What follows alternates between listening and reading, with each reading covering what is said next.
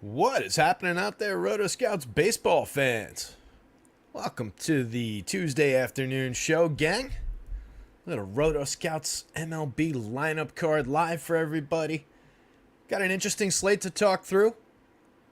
Kind of limited contests on FanDuel again, it looks like. It doesn't look like they're pouring too much in. They've got a good higher entry fee tournament up today. Like a mid-range, kind of affordable, playable for the everyman type entry fee, but a higher entry fee one. I might focus on that one. Might skip the standard one. It's only got like 15K up top. Not that 15K is nothing, but for the entry fee, they're asking for that one. I think the overall prize is a little bit out of line. DK's got their usual contests up, a little bit better action over there.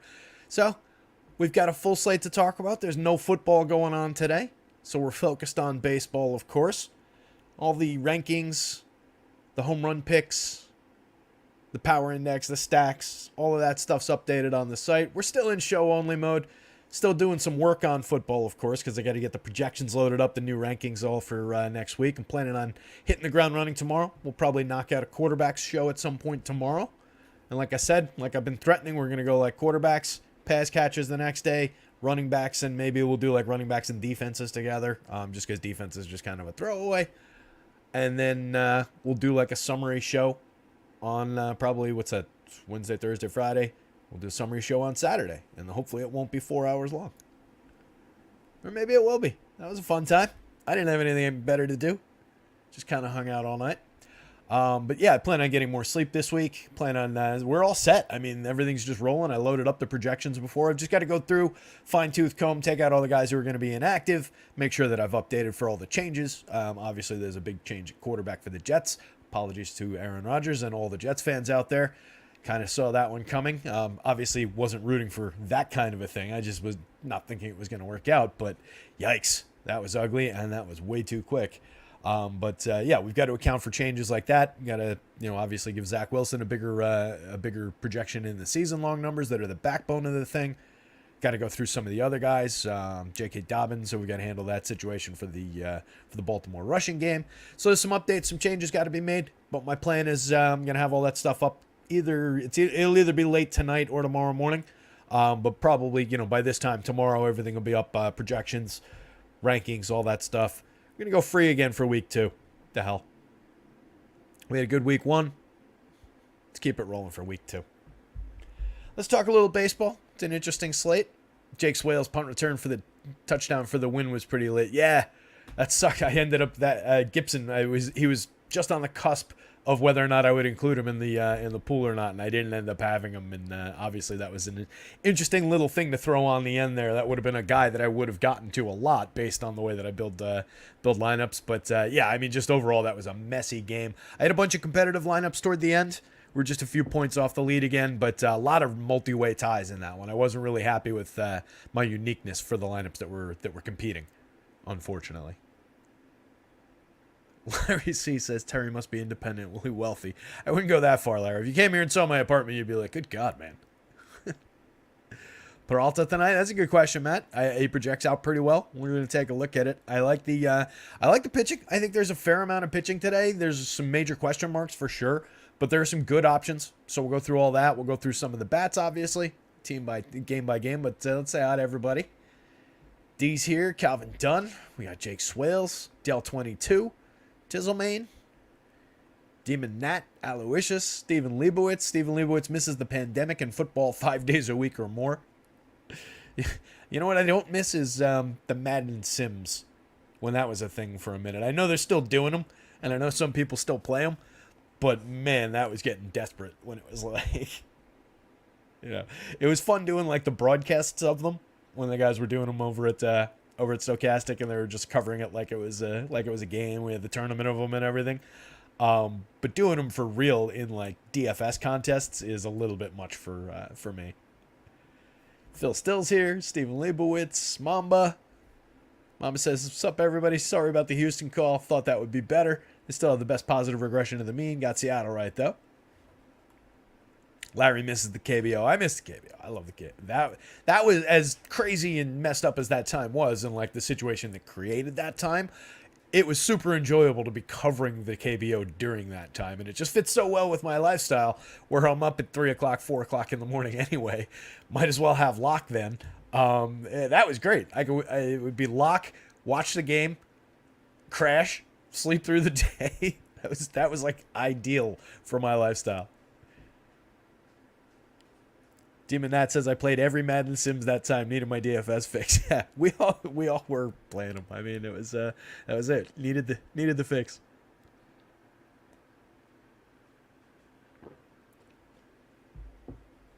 All right, let's take a look.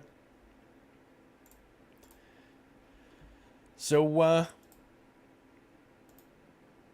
interesting pitching slate. For the record, we do have the Yankees and Red Sox game is on the DK slate. Somebody correct me if that's changed. That was the case earlier.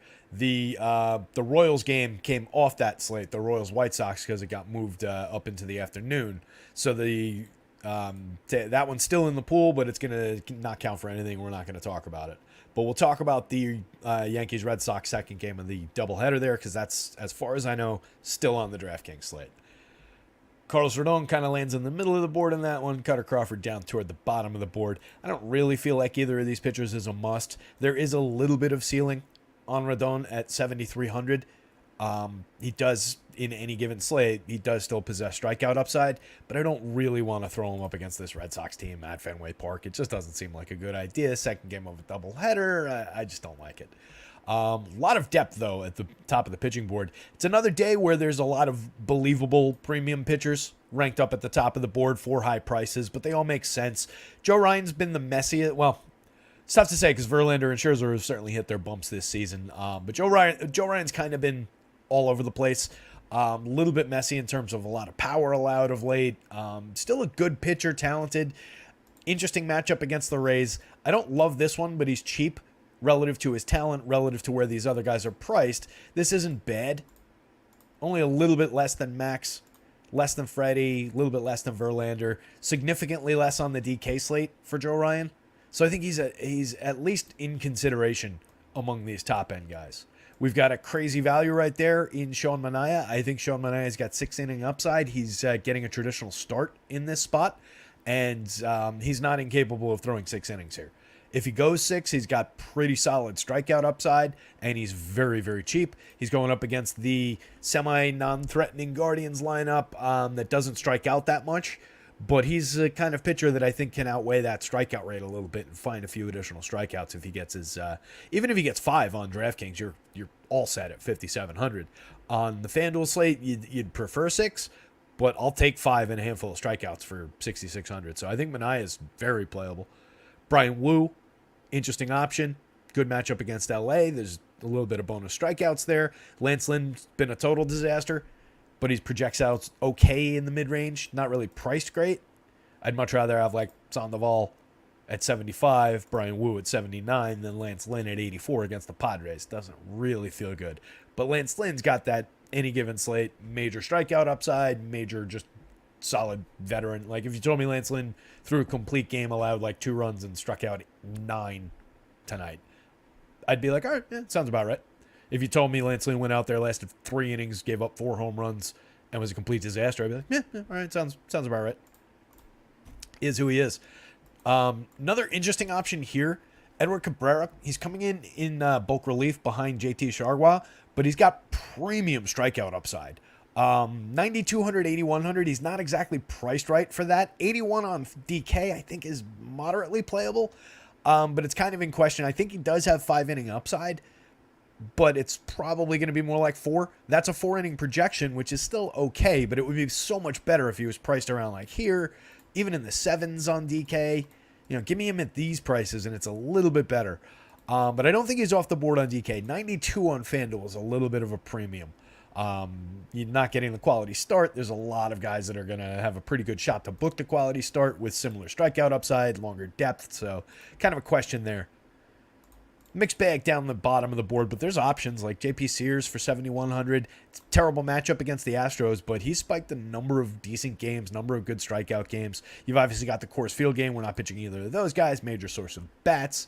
Waka, if you believe in that, at those prices against the Dodgers, I'm not really on board with that Waka spot.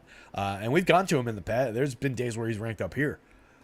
Just a terrible spot for him against the Dodgers. And then just a lot of mixed, like Zach Littell, Ryan Nelson, Yunjin Ryu. I don't really want any of these guys through the middle, but they all project out the same. They all are at somewhat value pricing. So it's an interesting pitching board, was the overall point of that. We'll start with the Yankees game. That's the Yankees-Red Sox. That's only on this DK slate. Jake Swale says Zach Littell at 67 is just a misprice. Fire him up.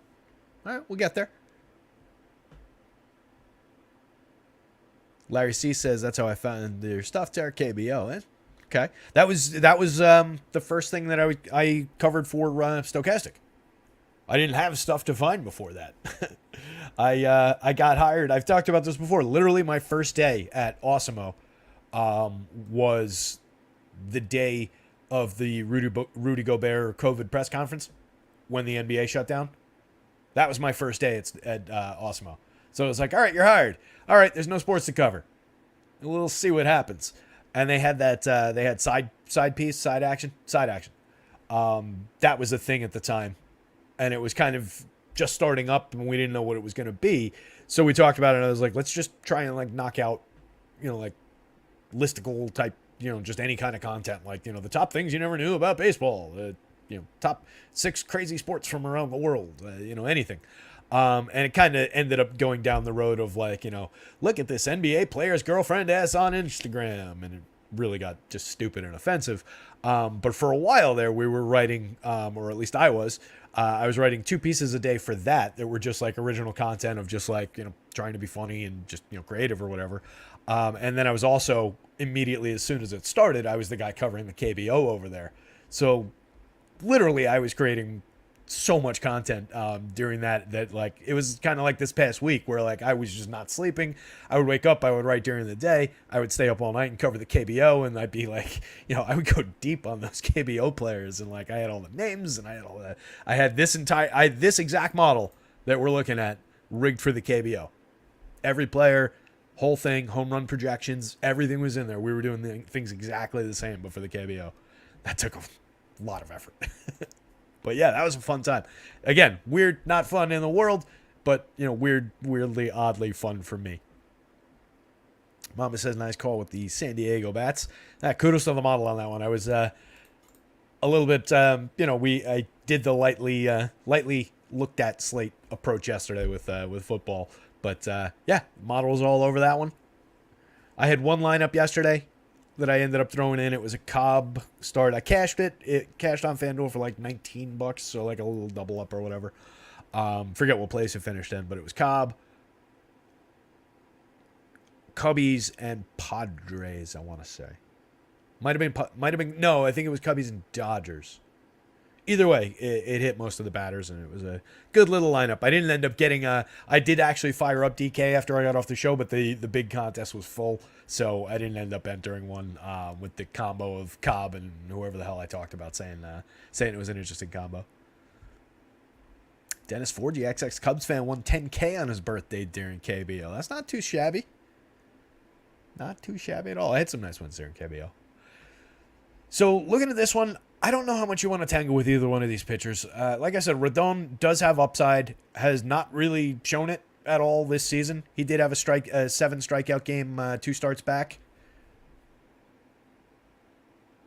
Or 3 starts back at this point, sorry. 7 strikeouts in 4 2/3, but it was only 4 2/3, so you're not getting a win, you're not getting anything out of it. Gave up 2 earned runs at Tampa Bay.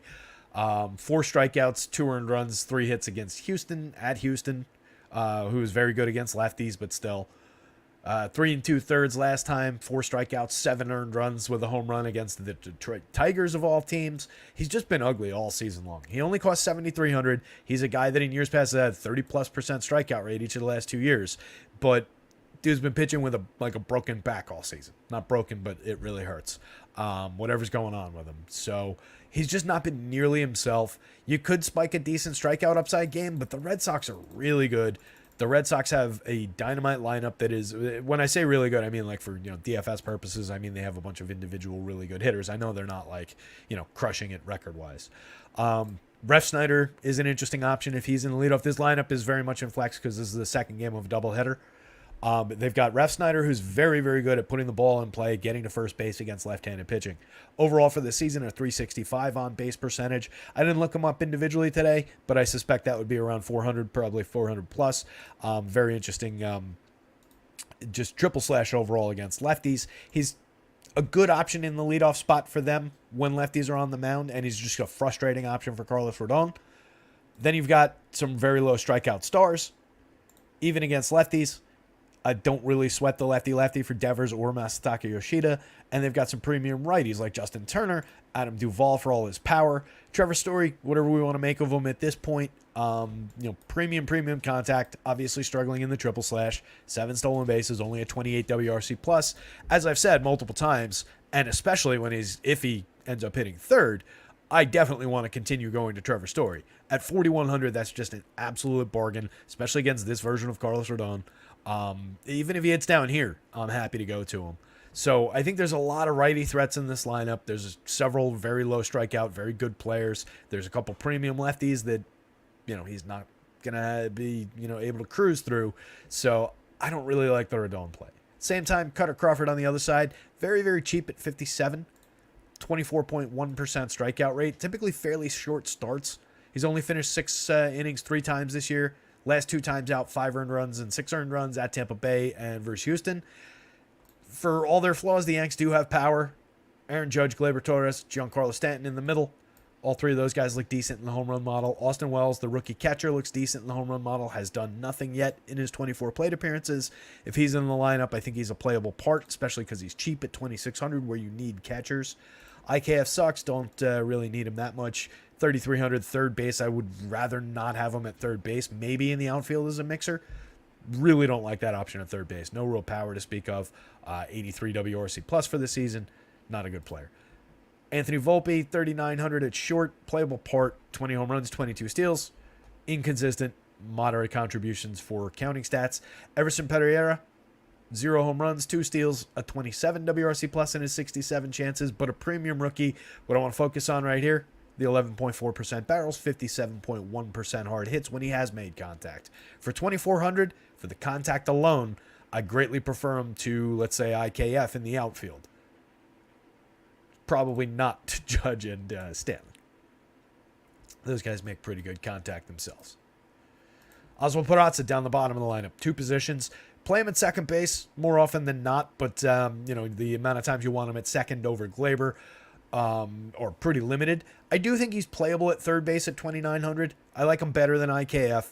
He hasn't really done anything in the show yet, but he's a premium hitter and a kid they expect to deliver at this level. Has hit at every level through the minors on his way up over the years, so I don't really question the spot there. And it really checks my interest in Cutter Crawford. I don't know that we've got a ton of upside. For the year, 24.1% strikeout rate. We have seen similarly profiled guys find a bunch of strikeouts and succeed at just, missing Yankees bats and having a good game against them. It's not off the table, but when he doesn't really go, he pitches into the 5th inning or into the 6th inning sometimes, doesn't really complete it a lot of the time.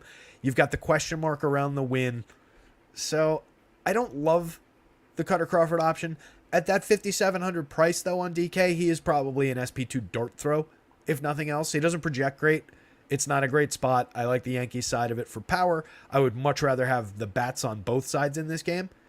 But at that price, I do think, a few darts aren't completely out of the question as an SP2. So probably, how they rank? Yeah, Yankees are slipping past, and they've got the big power bats. So, and they're a better option for value. Second by points per dollar value. Second on the home run board. So Yankees bats for value. Red Sox bats. Red Sox are facing, in a vacuum between these two guys. It's a no-brainer that the Red Sox are facing the better pitcher. It's just this version of Carlos Rodon is not good. But I'll give it to the Yanks. A little bit on top. But the Red Sox look like a very good option for a stack as well. They rank out in the middle of the board. They're 7th by DK value. So even, as the better team between these two teams, they're not really that overpriced. Like Duvall for 4,800, Solid number in the home run model. Devers is cheap at 5,500 for all his talent. Trevor Story's very cheap. Justin Turner's cheap for his talent. Turner for 4,700. I mean, 285, 355, 480. His creating runs 22% better than average. He's hit 23 home runs.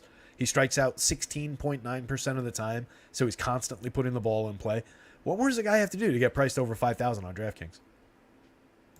Duvall has 19 home runs and 302 plate appearances, a 297 ISO. His created runs 27% better than average. These guys are cheap. Urias is playable at the bottom of the lineup if he's in there. Obviously, if you got a Tristan Casas, somebody like that, he's not in this because it's projected against the lefty. But if he ends up playing tonight, he's obviously go-to. I wouldn't sweat the lefty that much. You'll definitely get bullpen appearances. Rodon's going 5, maybe 6. I don't see much more than that, even in a good game. Let's move on to the games that are on both slates. What do you say? I got so much blocking the chat all of a sudden here. Larry C says IKF sucks, something that's been said 140 times this year. True story.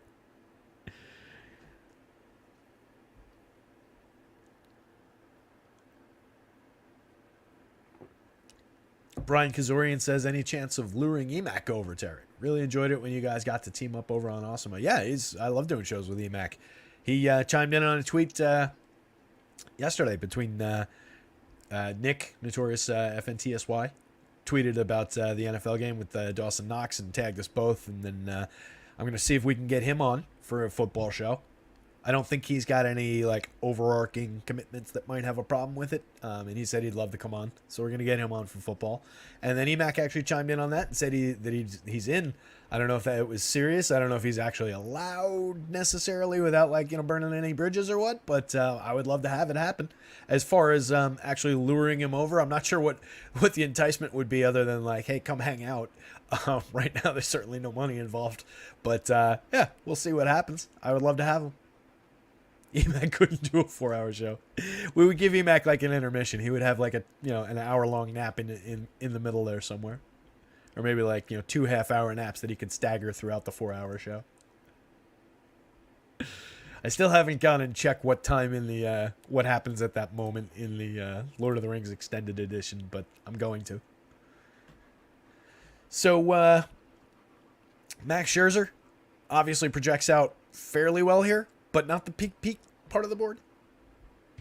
Only 3 innings the last time out, 4 strikeouts, 2 walks, 3 home runs on 7 earned runs on 6 hits. That's versus the Astros. It's a good team. 7 strikeouts, 1 hitter versus Minnesota in 6. 10 strikeout, 1 home run, 2 earned runs in 7 at Minnesota before that. Only okay versus Milwaukee before that. 11 strikeouts in 7 versus LA and a good start versus Oakland the first time out with Texas. He's overall probably been better, but there's weird blips just kind of throughout for Scherzer. 11-3, 10-1. I think I end up trusting him. Where was he on the board? He was 4th overall on the pitching board. And I don't necessarily like Joe Ryan, or I at least don't really trust Joe Ryan at this point, given his recent form and given what he's done throughout this season and the matchup there. I don't necessarily trust him, 3 points, 4 points more than I do Max Scherzer here. Freddie, Justin Verlander against the Athletics, probably better. But Scherzer's definitely on the board for shares. Overall on this season, 28.6% strikeouts, a 3.91 ERA, a 3.99 xFIP. The home runs have just been weird, 4.65% home run rate. That's the case for a lot of pitchers this season. There's a lot of veteran guys. It might be the pitch clock, as some people have suggested. Who knows what's really going on? But a lot of veteran guys giving up like a weird amount of home runs, weird blips for some of these established guys. And Max is on the back end of his career, so is Verlander. So there's explanations for some of it, but some of it's also for guys who are late 20s, young 30s that were established pitchers. So there's some weird statistical stuff going on this season. But overall, Scherzer does have a ton of upside in any given start. He's going up against a Blue Jays team that's pretty decent at limiting strikeouts. Their top 3 players, the 3 stars up here, are all in the teens, which is very, very good. 17% on the nose average strikeout rate for George Springer, Bo Bichette, Vladdy Guerrero. So it's not an easy matchup, but he's got upside. I do think you could stack the Blue Jays on the other side of this matchup. They ranked 14th on the board today. 15th by value, so just kind of a meh kind of a ranking. But a lot of talent, obviously, in this team. And if it happens to be a clunky max day, then I do think there's plenty of power potential for this team. Vladdy Guerrero's obviously got tons and tons of power. Premium contact. He's very cheap at 5,200 on DK. 35 on FanDuel. Fair for what he's done this year, I guess. Spencer Horwitz in the lineup, 2,826. Positional conflict with Vladdy, just like what Brandon Belt creates in the lineup. Horowitz, 1 home run in his 30 plate appearances, a 144 WRC plus so far. Davis Schneider, another prospect for them in the lineup, 7 home runs, 98 plate appearances so far, and a 242 WRC plus. Just been bananas, but it's really highly priced at $4,000 on the FanDuel slate. 5,100 second and third base eligible. It's a little bit more reasonable on DK, but it's pretty high priced. You're paying for what he's done so far, not for who he really is. Kevin Biggio, 29-23. A playable part, mix and match, second base, third base, second base, first base. 9 home runs, 5 stolen bases, and 267 plate appearances. A 101 WRC plus, 9.5% barrel rate. You're buying cheap premium contact shot at a home run. Dalton Varsho from the left side, 34-27. He's fairly priced, only 16 home runs, only 15 stolen bases, and an 81 WRC plus. Disappointing season at the plate, but a playable part in the outfield. Kiermaier, Heineman, kind of low end at the bottom of the lineup. Priorities are really like here, and I would include the top 7. But a bunch of playable bats. It's just you're facing Max Scherzer. You don't necessarily want to take those shares. If they end up very low owned because of the matchup against Max, that adds to the appeal, though. I do think there's reason to believe that would be the case. Still no Rangers lineup in. Against Hyunjin Ryu, I think there's definitely upside in going to some Rangers bats. That's typically the case against most pitchers. Corey Seager on the board, cracking through the magic number for home run upside. Marcus Semien approaching it at 8.3, not bad. Mitch Garver at 7.7, some moderate power through the middle, like good mid-level power. 6.1, 6.86, if this is the confirmed version of the lineup. The second catcher in the lineup with Jonah Heim, very, very cheap. 6.56, hit his 16th last night. Ryu has gone exactly 5 innings in 5 straight starts. 5 strikeouts last time, 3 before that, 5 before that, 7-3 in the 5 inning starts.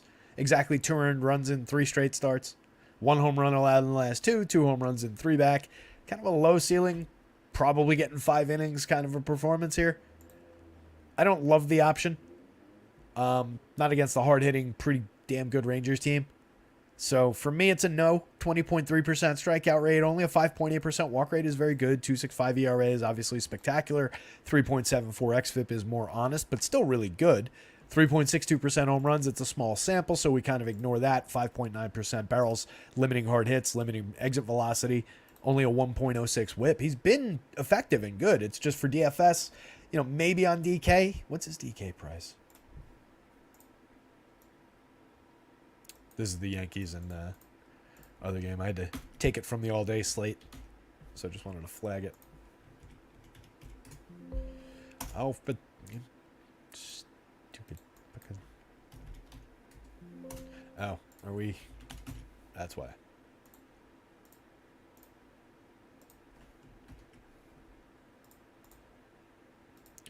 Could just adjust his name. 86 on DK. Meh. I don't love it. Moderately playable for 5 innings on DK for 86. No guarantee of a win or anything like that going up against Scherzer. And with the Rangers on the other side, obviously. I greatly prefer the Rangers side of this equation. Semien and Seager, big yeses off the top. You get Robbie Grossman hitting third today, covering the absence of Adolis Garcia. Mitch Garver in the cleanup spot. Nathaniel Lowe dropping to 5th with a lefty on the mound, but it's an inconsequential lefty, not a high strikeout lefty. We might see Nathaniel Lowe still hitting third and Robbie Grossman down lineup like Duran hitting 5th. Grossman down here somewhere, or maybe Jonah Heim climbs up to the 6th spot. I would expect this lineup to be a little bit different. I don't know that they drop Nathaniel Lowe against this lefty. Either way, Lowe is playable, 4,500, 3,100. He's a good hitter, 277, 375, 433, a 123 WRC plus, 15 homers. Mitch Garver's got 16 in 275 plate appearances. Jonah Heim's got 16 in 434. 2 very, very playable catchers. Slightly different prices, different spots in the lineup. But like I said, I wouldn't be surprised to see Jonah Heim as high up as 6th. Ezekiel Duran, 3,900, 2,700. His pricing has come down a little bit. He's cooled off a little. He's down to a 108 WRC+. Leody Taveras has cooled as well. He's down to 97, but both very, very playable for still cheap pricing. Outfield only for Taveras, and third base outfield on DK. Shortstop outfield third base for Ezekiel Duran. Two very playable guys. Josh Smith, still can't get him to appear for whatever reason, but a moderate, a low-end player who don't typically go to all that much. So I don't love the Josh Smith option, but top to bottom, the Rangers lineup, or at least like through here, is all very playable. All these guys are cheap. They help average down the cost. Like take these two guys and any three guys through here. I'll just go straight line. The 1 through 5, you get Semien and Seager for an average of 4,800 apiece. Once you include the full stack, if you just average it down. Yeah, you're paying up to 4,800 for Robbie Grossman, technically by the same math, but more focus is here, paying a much discounted price for those guys. If you skip Grossman and you go to like just the good players, like let's say those three guys, 5,000, that's still not bad. If you say, all right, I don't want low against you can't go both catchers. Yeah, so 5,000. It averages down the price is the overall point. They're very, very cheap. Same thing on FanDuel. I like the opportunities for the Rangers. Kind of a good, I wouldn't be surprised if they're highly ranked. Third on FanDuel for points per dollar. 8th on DK for points per dollar. Third by home runs. 4th overall by fantasy point projections. Pretty good spot. Let's call it Rangers bats, Max Scherzer. Blue Jays bats, Hyunjin Ryu. See what's going on over in the chat. A lot of chatter.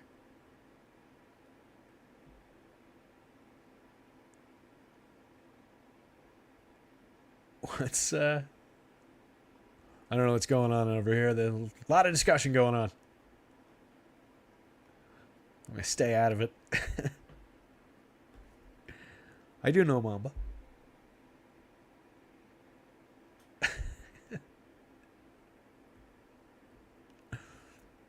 Everyone can't afford 150 lineups every day. I agree with that, Mama. That's kind of like my overall thinking for how things should be in the industry. Most people, according to my previous research in a previous life, like 80, I think it was 85 plus, might be 80 plus % of people, but just so many people play between 1 and 20 lineups, not 150. And like all the industry numbers support that. It's such a small community of people that plays the full slate of entries. And I think too many sites are, without naming names, are gearing themselves in the wrong direction and not really serving the market appropriately. And especially with how we've heard about some of these things being priced, and we've seen directly some of these things being priced, I think the tools are just out of line, and it's just not correctly geared to the vast majority of people out there looking for help. So far at rotoscouts, everything's free. We'll see where we go from there. Week 2 is going to be free for NFL. I already decided that. I already announced that earlier. Can't take it back now. Wouldn't want to. Diamondbacks, Mets, Ryan Nelson, Jose Butto. I don't think we really want either one of these pitchers. Nelson, excuse me. Tickling my throat there. Nelson, 5 2/3, 3 strikeouts and an earned run, 2 walks, 2 hits to 20 hitters at Chicago. That's a decent start his last time out, but that's not really been him through most of this season. Pretty rough with 6 earned runs and 2 straight starts before that. His strikeout high for the entire season was 6. He's mostly been like 3 to 5 strikeouts. That's borne out in a 15.2% strikeout rate for the season, a 5.30 ERA with a 5.27 xFIP. So he's been exactly as mediocre as it's looked on the surface. A 90.8 mile an hour average exit velo on 11.7% barrels is a significant amount of premium contact. 3.92% home runs. Feels like he's been a little bit lucky to limit home runs to below 4%, technically just below 4%. With all that premium contact, 42.9% hard hits, 16.2 degree average launch. We were talking about home run trajectory against a Mets team that does have power, if nothing else. Pete Alonso, tons and tons of pop, and 11.94 in the home run model, 43 on the season. 527 slugging percentage, 15.8% barrels for Pete. Lindor, 10.4% barrels. Brendan Nimmo, their stellar leadoff man with a 355 on base, who correlates so well with those power hitters. He's got a 46.9% hard hit, 9.7% barrels of his own. He's got 23 home runs this season. Lindor's got 26. Alonso's got 43. Down the bottom of the lineup, Francisco Alvarez, kind of sneaky down there now. 22 home runs on the season. He cooled off dramatically after that monster outburst. 221 ISO, still 22 home runs on the season overall. Still a very, very good rookie season from the catcher. And I think now that he's bottom of the lineup, he's gotten cheap again. I think he's an interesting, sneaky part to throw in, particularly when you need catchers, 3,500 for all the power upside. It's an interesting part against a pitcher who's been yielding power.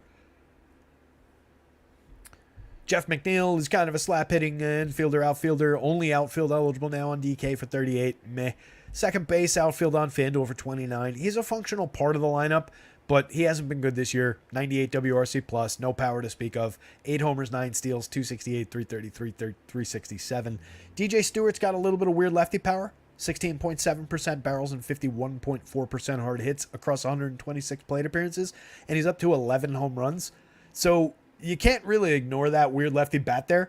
I don't know for sure that he's a decent player, but he's giving us a little bit of power right now. He's cheap.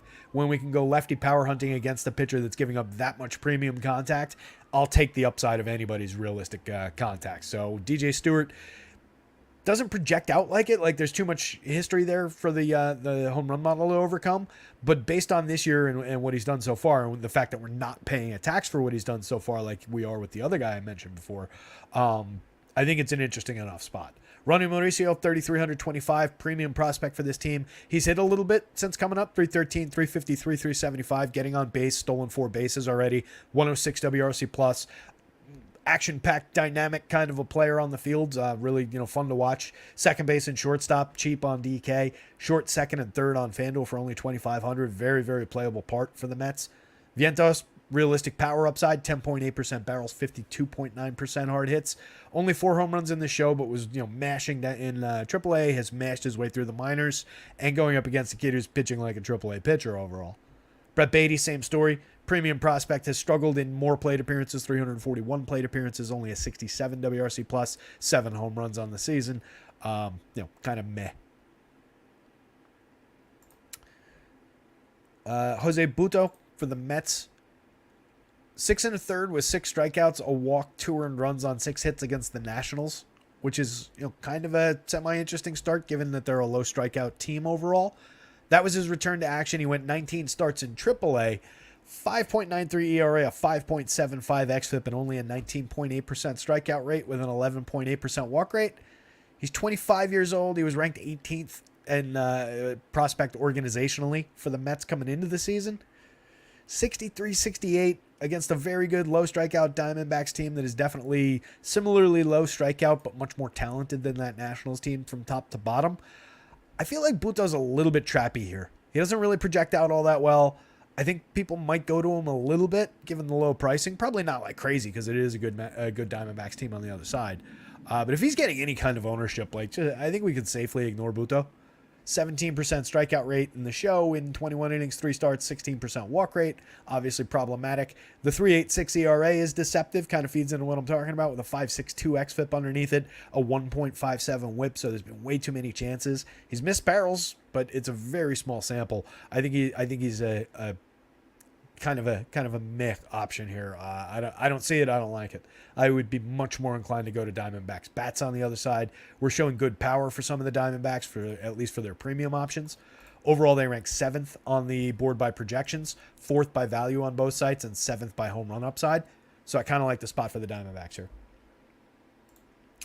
Top of the D-backs lineup looks like normal. Corbin Carroll, Ketel Marte, Tommy Pham, Christian Walker. 4 excellent options. They're all very affordable. Getting Corbin Carroll at 39 off the top as the most expensive player, that's fine given what he's done all season, a 134 WRC plus. The power's cooled off a little bit, but still 24 home runs, 47 stolen bases, obviously slate breaking upside on any given slate. And he stabilized. Like he was dipping a little bit precipitously for a minute, and he's kind of stabilized his overall returns. 10.62 in the home run model. Christian Walker hitting cleanup, 10.43. Cheap every single day. Don't really get it. He's got 30 home runs this year. He's got a 241 ISO. He hit 36, I want to say, last year. He strikes out 19% of the time. He's a fantastic power hitting first baseman. 11% barrels, 40.5% hard hits. Get yourself some Christian Walker for cheap. I do not understand why he's so inexpensive, particularly on DK at 46. That's a just dramatic misprice. 3,300 on FanDuel is a very, very good price, but 46 on DK is significant.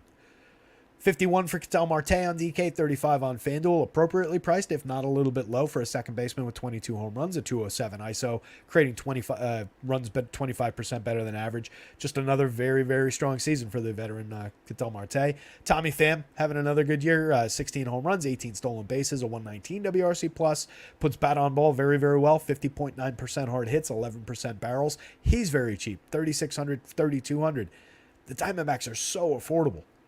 Alec Thomas, talented guy, 8 home runs, 9 steals, hasn't really come through at this level, 78 WRC plus, but there's a little bit of mid-range pop, a little bit of speed there, doesn't really strike out that much, needs to draw more walks, find a way to provide value, but at 26-25, he's definitely a playable part-hitting fifth. Lourdes Gurriel is much better than him, much more playable for 4,000, 3,100, he's too cheap, 23 home runs, 106 WRC plus, 215 ISO, 17.6% strikeout rate against a guy who does not strike out that many hitters. He's just way too cheap. 45.7% hard hits. He's 256, 307, 470. The triple slash is down for sure. But last year he had a very good triple slash in the absence of power. He had 5 home runs last year. He was in the middle of those 2 seasons 2 years ago. But he's more toward that player than he was the last year's player. I would rather have this player. I don't know why he's so cheap. Bottom of the lineup, Jace Peterson, kind of a mixer. We've all seen the weird Jace Peterson games. He's got 6 home runs, 13 steals on the season. Every now and again, he pops for a little bit of sneaky value, a very low ownership. He does have a weird little ability as a lefty to hit the odd home run from time to time, but not a great option. Not even at the level of like the Michael A's, the sneaky late lineup guys. Jose Herrera, mix-in catcher. Geraldo Perdomo does have value, 3,400, 2,700 as the 9 hitter. An interesting wraparound value. I've talked about it before. Shortstop only on DK, shortstop and second base on FanDuel. He's got a 364 on base percentage. Creating runs 6% better than average for the season, mostly from that 9 spot. So he has provided value from the 9 spot all season. He wraps directly back around to Corbin Carroll, Ketel Marte, Tommy Pham, and Christian Walker at the top of the lineup. I think my first Diamondback stack that I built, if it didn't go like 1 through 4 plus Lourdes Gurriel, it would be like 9, 1 through 4. And it's affordable. What's the average price on that? Let me see. On DK, if you build 9, 1 through 4, that prices all those guys at $4,500 each, which is pretty terrific. If you build 1 through 4 plus Lourdes Gurriel, it prices everybody at $4,600 apiece, which is pretty terrific.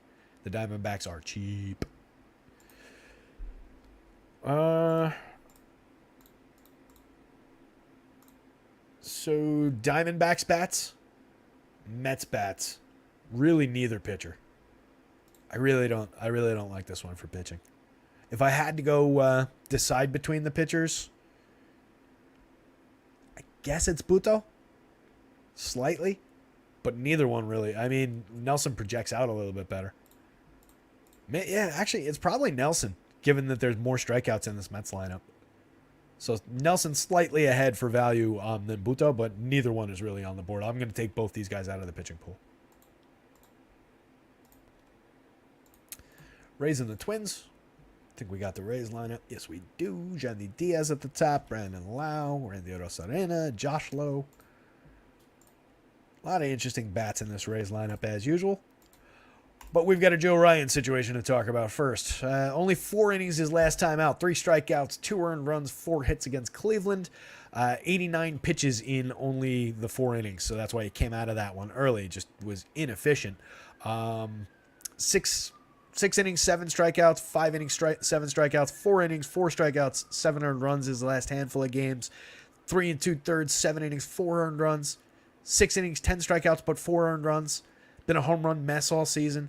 Didn't give up any home runs the last time, but he gave up at least 1 home run in 9 straight games before that, including a 5 home run game back in June, late June, but a 5 home run game in that stretch, a 4 home run game on August 2nd, and several 2 home run games in the mix.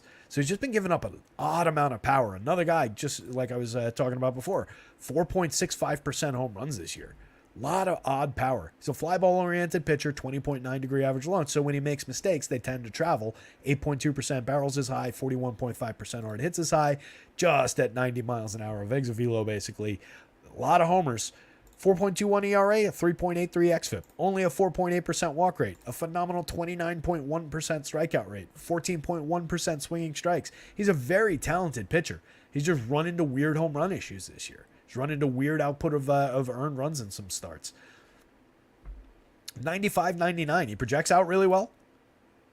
The Rays are not completely ungettable. They've got a 25.1% strikeout rate for this confirmed version of the lineup to support the idea of some additional strikeouts for Joe Ryan.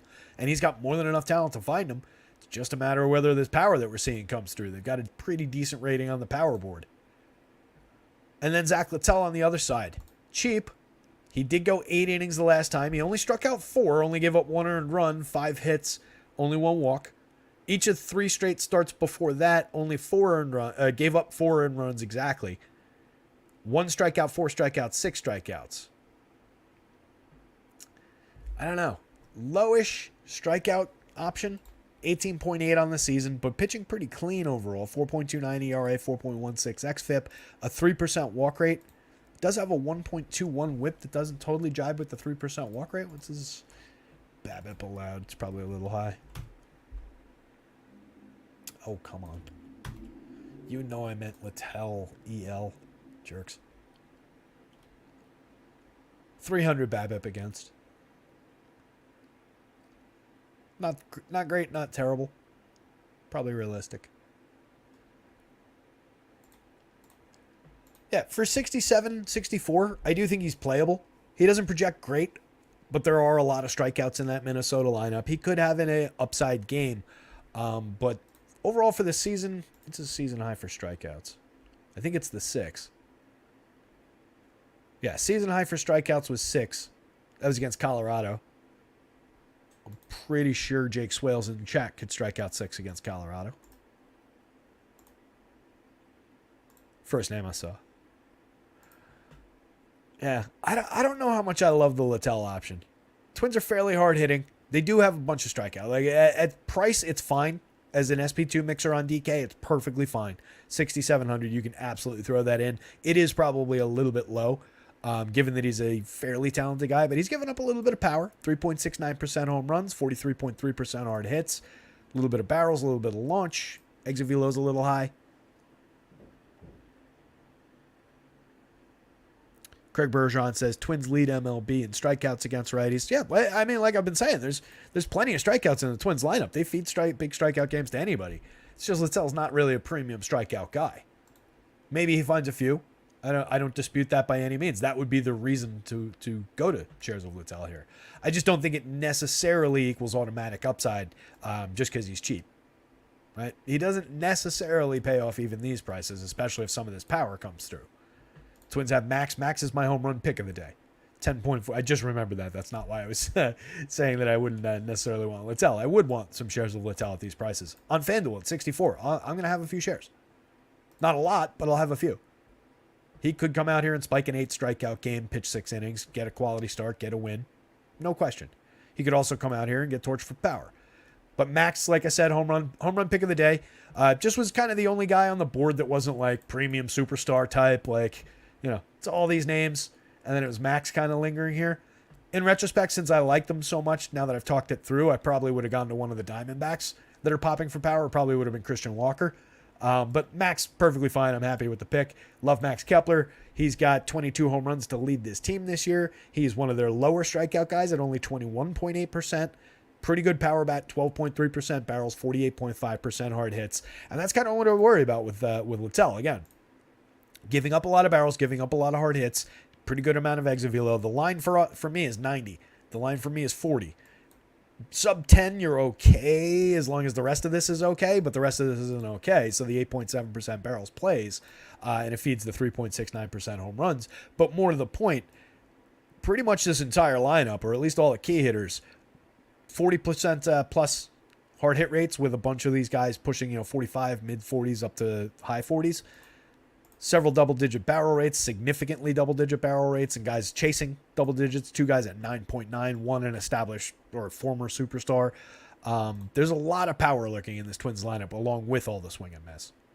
Edward Julian, 12.3% barrels, 44.7% hard hits, 11 homers on the season, a 132 WRC plus, 176 ISO. So medium output, but a really realistic contact profile. He strikes out 31.1% of the time, but he's a 3 true outcomes guy. He also walks 14.7% of the time. He's getting on base at a 381 clip.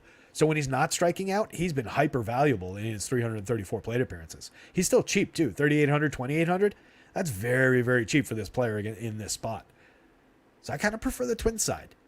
Royce Lewis, moderate output so far. No, actually really good output so far. What am I saying? 312, 363, 540, a 228 ISO, 148 WRC plus, 12 home runs and 204 plate appearances. That's pretty spectacular. Highly regarded prospect coming up. 4,900 still cheap on DK. 37 on FanDuel. You're paying full freight. Shortstop, third base. I don't mind the positioning. It's another key thing about stacking these Twins. Look at all the multi-positioning on FanDuel. Only 2 of them on DK, but at least there's 2 of them. Willie Castro, not a guy without value. Kyle Farmer, same thing. Both of these guys we've talked about throughout the season in terms of when you go to twin stacks. Don't leave these guys out. Willie Castro, 31 stolen bases and only 345 plate appearances. Gets on at a 332 clip. Part-time guy. Third base and outfield for 3,100. There's a lot of value there. And a capable enough hitter. 6 home runs on the season, a 142 ISO, 102 WRC plus. Not a great bat, but gets on base, can correlate directly to a late lineup like Wallner-Farmer combo, or you just take one of these 2 guys. If you pair him with Farmer, that's super cheap and kind of sneaky. Second base, third base for Farmer for 2,500. 25, same price on FanDuel. Second base, third base, and shortstop. He's got 9 home runs and 298 plate appearances this year. Exactly at league average for run creation, 154 ISO. Last year, 14 home runs and 583. The year before, 16 home runs and 529. Nobody really plays Kyle Farmer that much. I've been talking about it all year as one of those guys where you can pick off a sneaky home run and valuable positioning and always cheap and fills multiple positions. So that's what I like about this Twins lineup. They're always cheap. They've got a little bit of flexibility and tons of power. No Michael A at the bottom of the lineup today. Another one of those guys, sneaky guys for mid-range power for cheap. Christian Vasquez hasn't really contributed much so far this season. Focus back up at the top of the lineup. Donovan Solano, 27-26, very, very cheap. Even on DK for 2,700 at first base, he can deliver for you at that position. He doesn't have a lot of power, but what he does have is a really good hit tool, a good on-base percentage to correlate directly with these guys. So he's valuable in stacks. 290, 376, 409. He's creating runs 22% better than average. Over 402 plate appearances. Very cheap at first base. 3 positions on FanDuel for 2,600. Second base and third base in addition to first. Dynamite value. Carlos Correa, 4,200, 2,900. Another former star that I will continue going back to, as I said before. 18 home runs on the season, 95 WRC plus. He's not that far off. The power's okay. 172 ISO. He hasn't been delivering a lot in terms of like doubles and things that support the ISO, but 18 homers is all right. 562 plate appearances. We want more. We expect more from Carlos Correa, but it's okay. It's not completely tragic, and he's priced as though everything's been completely tragic. The triple slash has been bad, but the power delivery is there. He fills a premium position at shortstop. He's making very, very good contact, 46% hard hits, 9.9% barrels. He doesn't strike out nearly as much as many of his teammates. He's got a 10% walk rate. A lot of things to support the idea of the Carlos Correa value play. If he was priced in the 5s on DK and like the mid 3s on FanDuel, it would be problematic. It would be like, wow, that's not appropriate for who he's been this year. These prices are appropriate for who he's been this year. On the Rays side, going up against Joe Ryan, I do think you could draw shares of Rays. They've got similar things going on in terms of multi-position eligibility, very cheap bats down toward the bottom of the lineup, playable bats that support the value of the top of the lineup. They're going up against the much better of these 2 pitchers, but if you get problematic Joe Ryan, there's definitely value in going to a productive Rays team. Yandy Diaz hit his 20th home run of the season. He's just been spectacular all year. 324, 404, 513. Creating runs 58% better than average. 20 homers on the season. 53.4% hard hits. He walks 10.6% of the time and only strikes out 16% of the time. Yandy Diaz has been one of my favorite players in the league this year for fantasy. I mean, I just love the guy. Probably because he's on like every one of my season-long teams. but he's been hyper productive. He plays multiple positions on FanDuel. Love getting to the bat. Brendan Lau, 9.96 in the home run model. Very, very cheap on both sides for his talent. 19 home runs and 406 plate appearances. Still a 207 ISO. Creating runs 16% better than average. So there's plenty of power left in that bat. Monster power year 2 years ago. Has missed time in and out of the lineup. He's an inconsistent high strikeout guy, but he does have an ability to draw walks, get on base at a fairly decent clip, which supports the WRC+. 47.5% hard hits. He crushes the ball from second base. Randy Arozarena, star caliber player, 21 homers, 22 steals, 126 WRC plus, down to just a 166 ISO, but does have any given slate power. 12% walk rate, 23.3% strikeouts isn't bad. 12.3% barrels is a fantastic barrel rate. Look at all those double-digit barrels too. For the, I almost went like this and touched the screen over here because I moved it, so I was reading that off the video window. It's annoying. I got to click back and forth to be able to highlight something. But look at all the double-digit barrel rates for these guys. A lot of cheap power on this team. Interesting upside on this team. Everybody knows about it. It's not like it's a secret.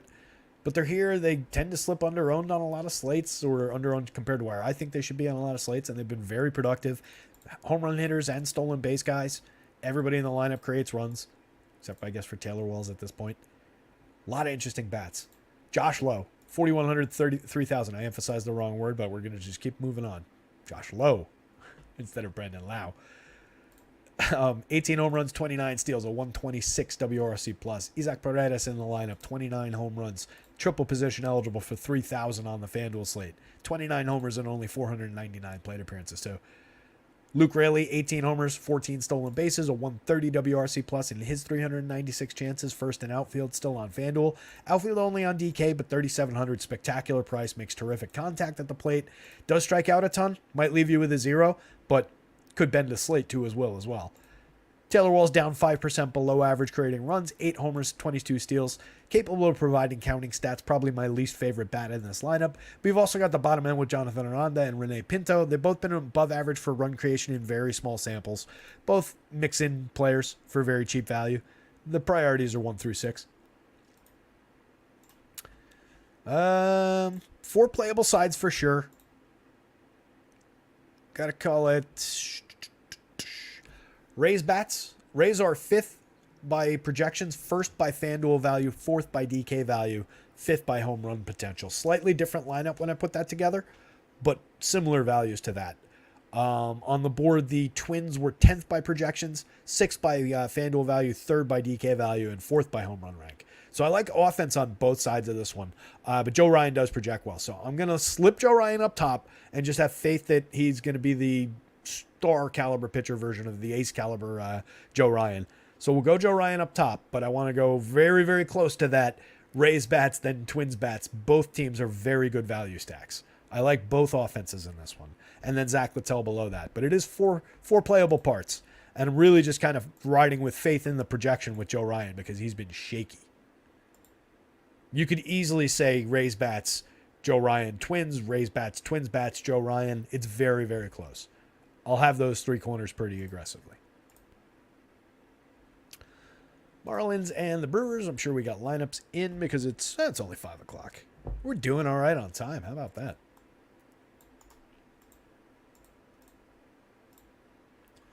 Hit the like and the subscribe if you haven't hit the subscribe. If it's your first time here, if you're just finding us, still got people trickling in. Still people just hear about it on in other sites around the where I've been, where I am known, and so on and so forth. People trickle in from time to time. Hey, so glad I found you. We've been doing this since April, but I'm glad to have you. Hit the like and the subscribe so that helps us out when you hit the like.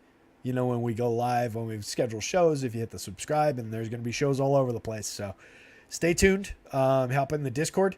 Tons of chat going on in the Discord the last couple of days. Lots of good conversations about DFS, all sorts of other stuff. Some light trolling and some making fun of one another, but everybody's got a pretty good sense of humor about things. So hop on in there, join the community, hang out with us. We're in there at all odd hours of the night. There's all sorts of things going on, but I want to build it up. Want to get more people involved. Certainly want to get more DFS chatter, particularly around like football Sunday mornings. Would be great to just have nothing but a ton of DFS chatter going on in there. Make it a real place that people want to be hanging out in. So let's boost that up a little bit. Do me a favor if you don't mind, if you're on X/Twitter or whatever, follow at rotoscouts. give that a follow. If you see content pop up, it's up to you. But if you like it and retweet it, I'd appreciate it. Larry C says, and we were nice to you. Yes, everybody was embarrassingly nice to me earlier in the Discord, singing my praises unnecessarily, telling me things I, don't fully believe about myself. But I'm glad you guys do. I'm way too self-deprecating and have no ego about things like that. So, yeah, I take compliments weirdly. But I do appreciate it, guys. I really do. And just the fact that you guys come and hang out with me every day is just, it's dynamite. I love it. Wouldn't be a show without you. Fanatics here. Charles Moran's here. Do I think David Schneider is legit? He's been legit, I'll tell you that much. But like I said, you're kind of, on as DFS-wise, we're kind of paying a tax for him for what he's done.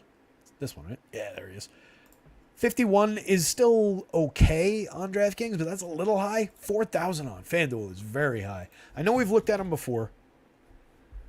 I'll pull him up again real quick and just take a peek at the minor league numbers.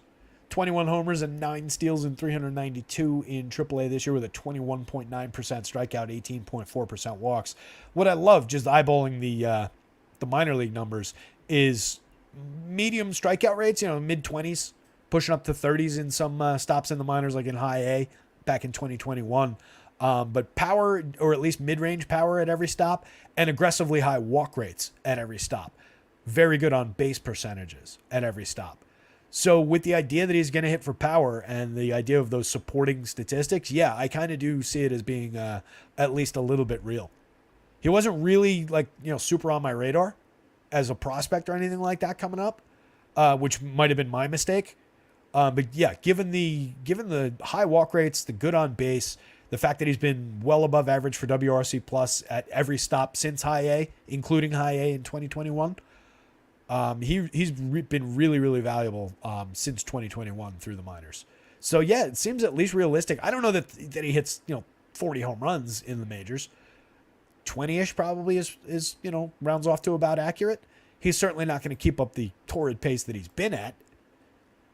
But like the barrels probably cools to the 13, 14, mid-teens kind of a range. But it seems like a realistic striker of the baseball. The hard hits are already cooled. 364 is probably high. 500 is certainly high. But, some realistic potential to... In the minors, he was like... I'm looking for complete samples. This year, 275, 416, 553. In 190 plate appearances at AA last year, 283, 368, 476. I don't know if the average climbs that high in the show. That's kind of a wait and see spot. But realistically, like probably 350s, 360s on base should be realistic to expect with a little bit of power. Probably above average WRC plus. So yeah, I don't know that he's a superstar, but I think it's at least realistic. We talked this one through. We ranked everything there. Let's keep on moving.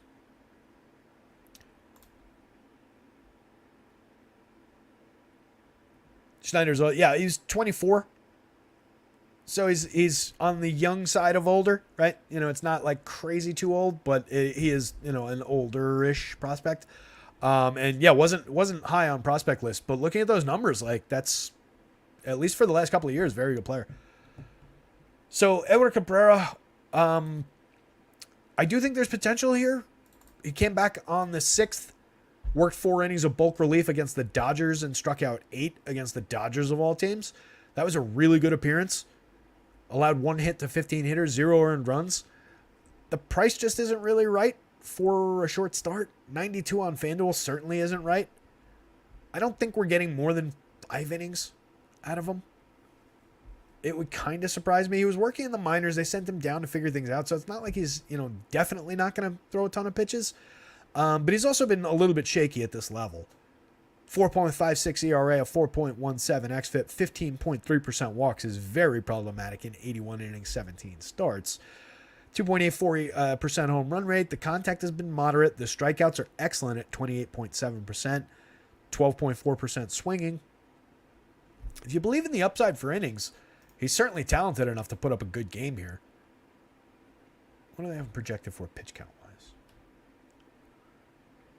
I think it was low. Mine was fairly low. But like I said, that's a 4-inning projection that you're seeing on him. So he's a premium upside guy. They got him at 75 across town, pitch count wise. To me, that's like a 4-inning projection. So I think we're pretty similar in how we see the opportunity for Edward Cabrera today. So for 9,200 with a cap ceiling, I don't really see it on FanDuel. As a mixer on DK, hunting for strikeout upside, the slate's probably too deep for it, both in terms of value pitchers who are cheaper and star caliber pitchers who are more expensive. So I don't really see Edward Cabrera here, but it wouldn't totally shock me if he went out and posted a pretty solid strikeout game. I think you can take some shares of the Brewers. They've got pretty good walk rates for a lot of these hitters, and he's been walking the world. So like Sal Frelick up at the top, 156 plate appearances, walking 15.4% of the time, only striking out 17.9%. William Contreras, 9.8% walk rate is pretty decent, only a 20.1% strikeout rate as a solid catcher option for 4,900 on DK where you need catchers. Then Carlos Santana, 17.6% strikeouts, 10.7% walks. Mark Canha, 16% strikeouts, 10.1% walks. Adames and Josh Donaldson, high strikeout rates, but also pretty good walk rates, 9.9, 10.4. Mid-20s strikeout rates, 26%, let's call it, for both of them. Bryce Turang, 20.8% strikeouts, 8.9% walks. Not bad. 10% walks in for Monasterio in his 269 tries. Only 3.1% walks for Tyrone Taylor, bringing up the bottom. But 6 home runs in 192 plate appearances. Hit 17 cheap, low-owned home runs last year. Not an incapable power bat at the bottom of the lineup. But I like the upside for the Brewers to get on base. Maybe create some correlated scoring opportunities. Do some sequencing against this pitcher. Their on-base percentages for all those good walk rates for some of those guys are oddly low. A 299 on-base percentage despite the 9.9% walk rate for Willy Adames, just because he's either walking in a home run or doing nothing. Only 314 despite a 10.7 for Carlos Santana. He's only striking out 17.6% of the time. But 233, 314, 409, not really getting it done in the correlated scoring department. But with the idea of the problematic walks for Cabrera at 15.3%, that's an atrociously high walk rate. I do think there's a little potential for this team to sequence. And then if they get him for power, obviously you're in business. He just hasn't been giving up a ton of power. But Josh Donaldson, oddly, at a 13.25 in the home run model, does make a ton of premium contact, and that's kind of a sneaky spot. 2,500 on FanDuel at third base, 3,800 at third base on DK. He does have, for all his flaws, he does have a 19% barrel rate and a 51.9% hard hit rate with 10 home runs and a 282 ISO in his 125 plate appearances. Certainly capable of hitting a home run here. Willy Adames, very capable of hitting a home run. 8.95 in the model, 13% barrel rate, 24 homers in 563. Wildly inconsistent, frustrating player to play for DFS. Obviously, with no Christian Yelich in the lineup, they're without their best player. But there's a lot of playable parts here for the Brewers. Where do they rank overall? Granted, given all that praise I just gave them in the interesting matchup against Cabrera, they do rank 15th on the board, 12th by value, 15th by DK value, 17th for home run upside. So the projections don't love it, but I do think there's realistic potential to believe in their ability to sequence against Edward Cabrera. Everything I take back nothing I said. Let's put it that way. I don't know how much I'll end up getting given where the projections seem to have it, though. Maybe more of an interesting baseball spot than a DFS spot.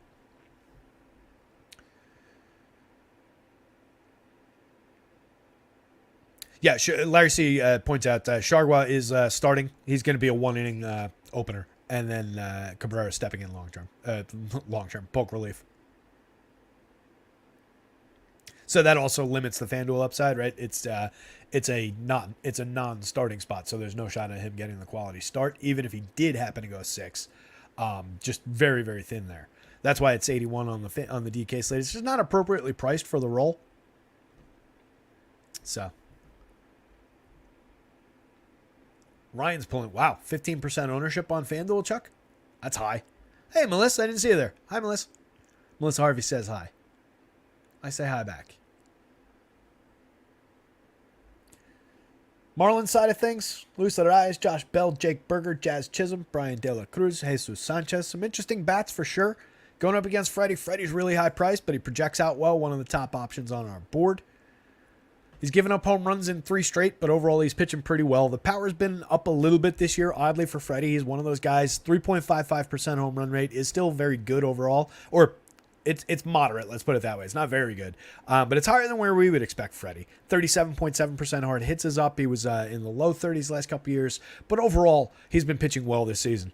30.8% strikeout rate, 3.89 ERA, 3.59 xFIP, a phenomenal 14.3% swinging strike rate, 150 and a third innings in 27 starts. Outside of the odd little outbursts of power, he's been pretty terrific. Only 4 strikeouts the last time out, gave up 3 earned on 4 hits and 5 and a third against Pittsburgh. That was a bit of a disappointing start. Start before that, 10 strikeouts, 6 innings, 1 earned run against Philly on 2 hits, 9 strikeouts, 2 earned runs in 5 and a third against the Pods before that. Pitched into the 6th inning in 8 straight starts with 5 quality starts in the last 8. Pretty good for depth. Pretty good shot at a quality start, even against the Marlins, who have been frisky, been pretty good in a lot of ways this year. Luis Arias certainly has the ability to get on base, 391 on base, 349 average, creates runs like crazy, 127 WRC plus, hitting ahead of Josh Bell, who found his power in Miami, 20 home runs on the season, 174 ISO. Pulled it together really nicely, 10.1% barrels, 42.4% hard hits, still only cost $4,100, $2,700. Not uninteresting at first base. Jake Berger, 3,000, very cheap for his power upside. 18.3% barrels, 48.7% hard hits. He supports the upside for strikeouts for Freddie for sure. So does Jazz Chisholm. Jazz, 30.3% strikeouts, but a terrific player. 16 home runs, 19 steals, a 201 ISO, a 102 WRC plus in half a season. Should be better than he is. If we ever got him for a complete stretch of a season, look out. The number's going to be pretty ridiculous. De La Cruz, 4,000, 2,800, 19 homers on the season, 96 WRC plus. A good, not great season, a good, not great player, but the price is right. Spot in the batting order is right. Jesus Sanchez, similar, 3,100, 2,800. Solid 13 home runs in 345 plate appearances. Very good 208 ISO. Hits from the left side. Gains a little bit of power potentially against Freddie. 11.4% barrels. 46.5% hard hits. I wouldn't skip Sanchez that many times if I'm building out Marlins stacks. Bottom of the lineup, Xavier Edwards. A little bit of believable upside in terms of getting on base, stealing a base. 2,800, 2,400, middle infield option. Outfield eligible also on DK. A little bit of value there. Joey Wendell, Jacob Stallings, not so much. 56 WRC plus and 66 WRC plus in 295 and 234 plate appearances. At best, value mixers that you don't really want at the bottom of the lineup.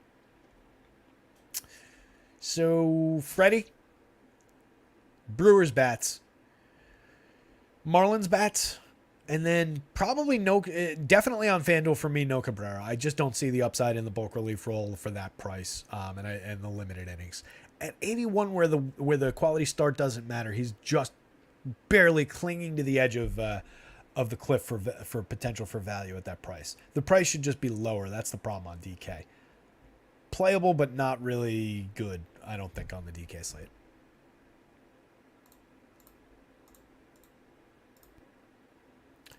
Athletics and the Astros. I'm sure we got these as well. We do. Tony Kemp back in the leadoff spot. Good for him. Athletics continuing to waste time. Just put the kids in where they'll see the most plate appearances. Is this that difficult? Like, who cares what the batting order actually looks like? Just give the kids the most opportunities. Justin Verlander. 10-7, 10-3, projects out at the top of the slate. Premium matchup against the Athletics. Premium matchup against this version of the Athletics lineup. Really like the spot for Verlander. Overall, quality starts in 2 of his last 4. Total mess with 4 home runs, 6 earned runs against the Yankees 2 starts ago. 6 strikeouts with a home run allowed, 1 earned run, 2 runs on 4 hits against Texas. Over 7 innings. Has been like 5-6 innings in most of his starts. That was the deepest he's gone since rejoining the Astros. But upside beyond 6 innings for sure against this Athletics team. Strikeout upside for sure. Even when he's 21% on the season, it is an Athletics team that's got a 24.4% strikeout rate collectively for this confirmed version of the lineup. It's just a lot of low-end hitters. Verlander hasn't really had issues with home runs this season, 2.83% home runs. A little bit of premium contact, pushing almost 90 miles an hour of exit velo, almost 40% hard hits, 7.7% barrels. He's a fly ball pitcher. If a guy like Seth Brown gets into one from the left side, maybe it travels. But overall, it's Justin Verlander. or the new version of Justin Verlander, or the new version is the old version of Justin Verlander, I guess, but not the old version in the context that we wish it was, just the old version. But plenty of upside here against the Athletics. Probably going to be pretty highly owned.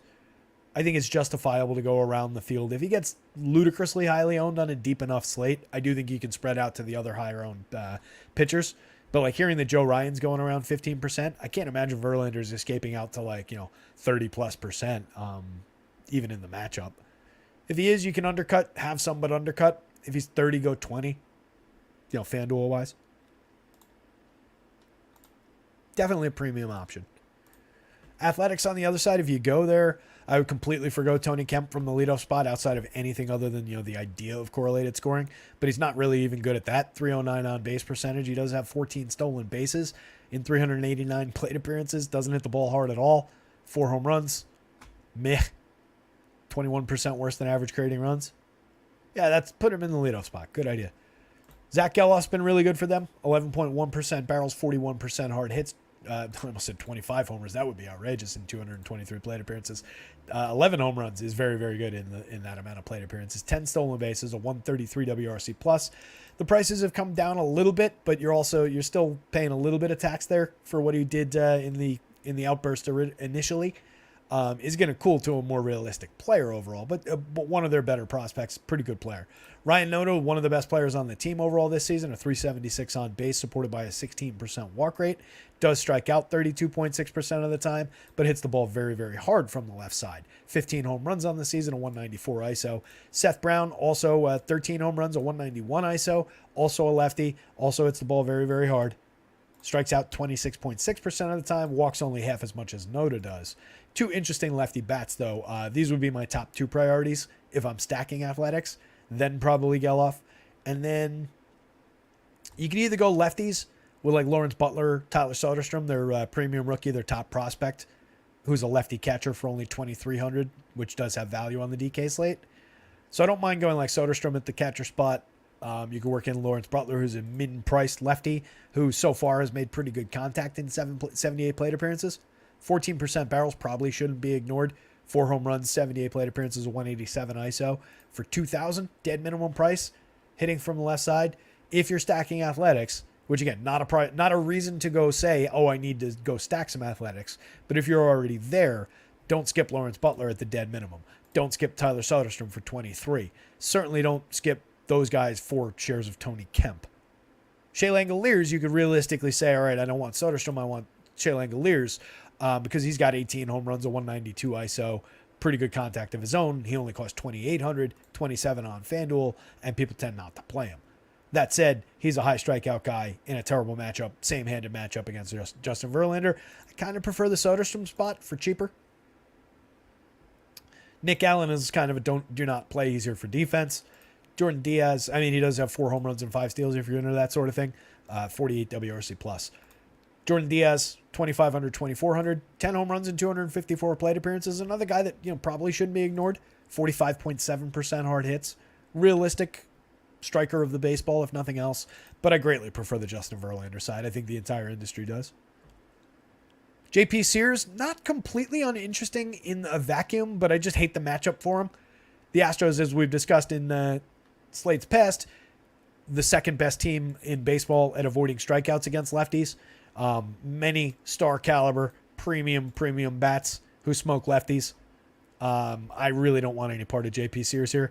Price is right for a few darts at 71 on DK if you want to do it, but for me, it's just matchup based. It's just a no.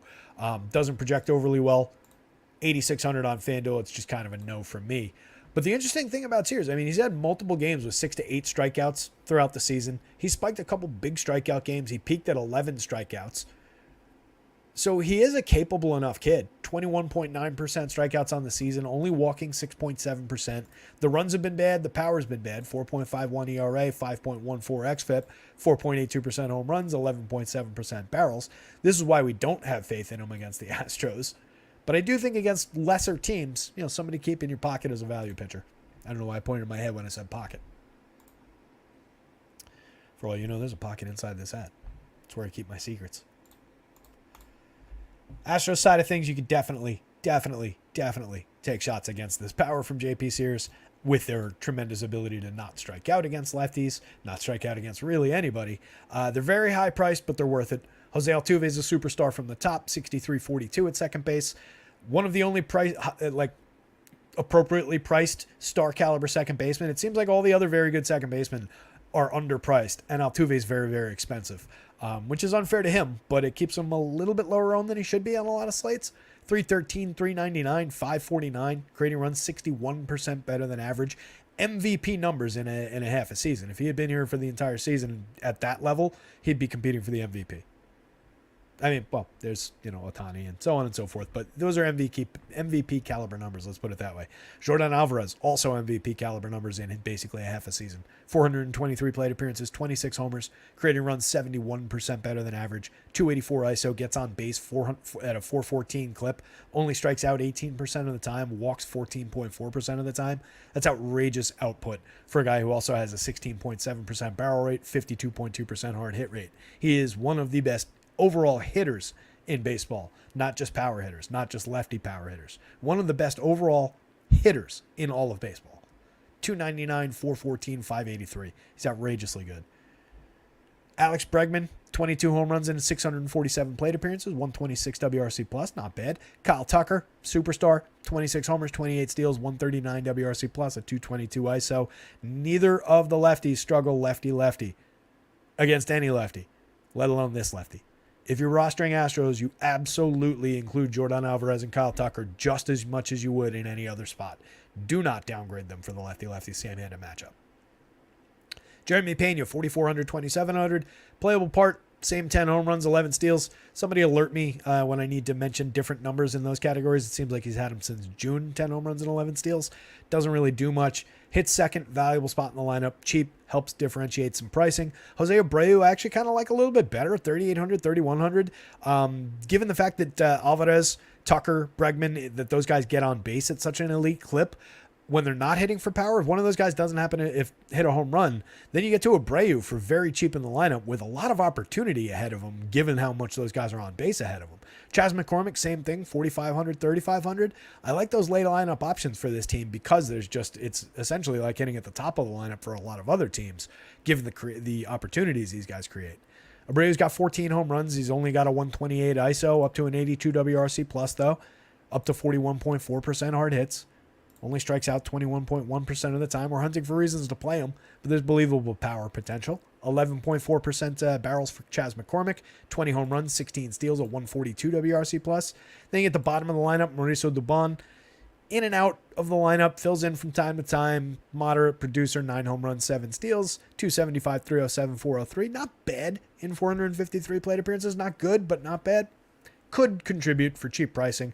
Triple position eligible is more interesting on FanDuel for 25 than outfield, where you want to go to other outfielders. Excuse me. Like one, 2, 3 other outfielders basically every time over Mauricio Dubon in the outfield. Maybe, 10th one out of 10. Maybe you slip Mauricio Dubon instead of Chas McCormick, but it's not a great option. 3 positions on FanDuel, including the middle infield on both sides. Pretty interesting at 25. Martin Maldonado gives you that weird catcher power from time to time. 13 homers on the season. Only a 149 ISO. Only a 60 WRC plus. Only a 185, 251, 334 triple slash. Does have decent contact. Strikes out way too much at 34.1%. But does have that sneaky weird home run output. Astros got to be pretty high, right? Well, only 8th, middle of the board, upper middle, 8th by projections, 9th by home runs. Not good value marks, 14th and 18th, FanDuel the DK.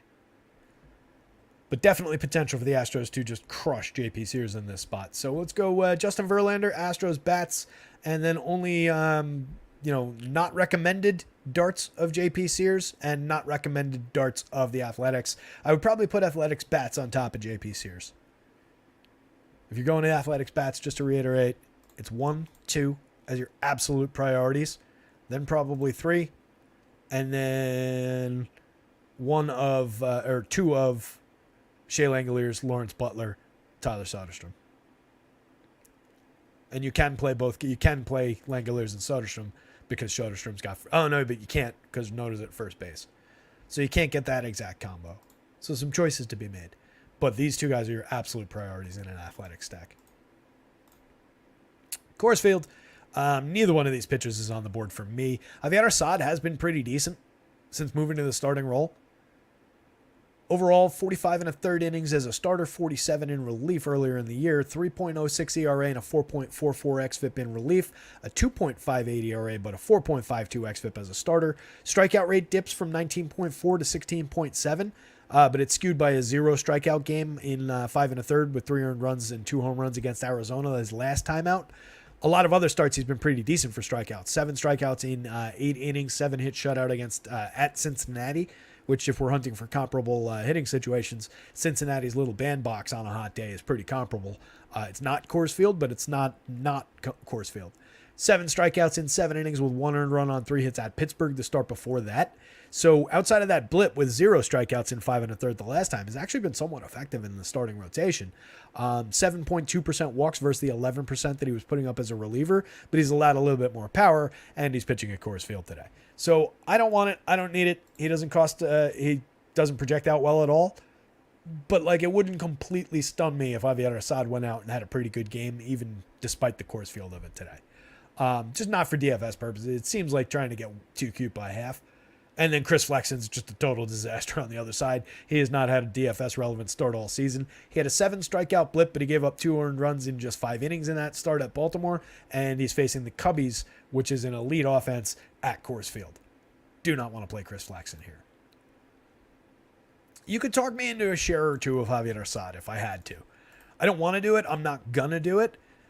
But if somebody was like, hey, I'm going to push your face into this bee's nest if you don't play some shares of Javier Assad, I'd be like, oh, dude, that's fine. I'll play.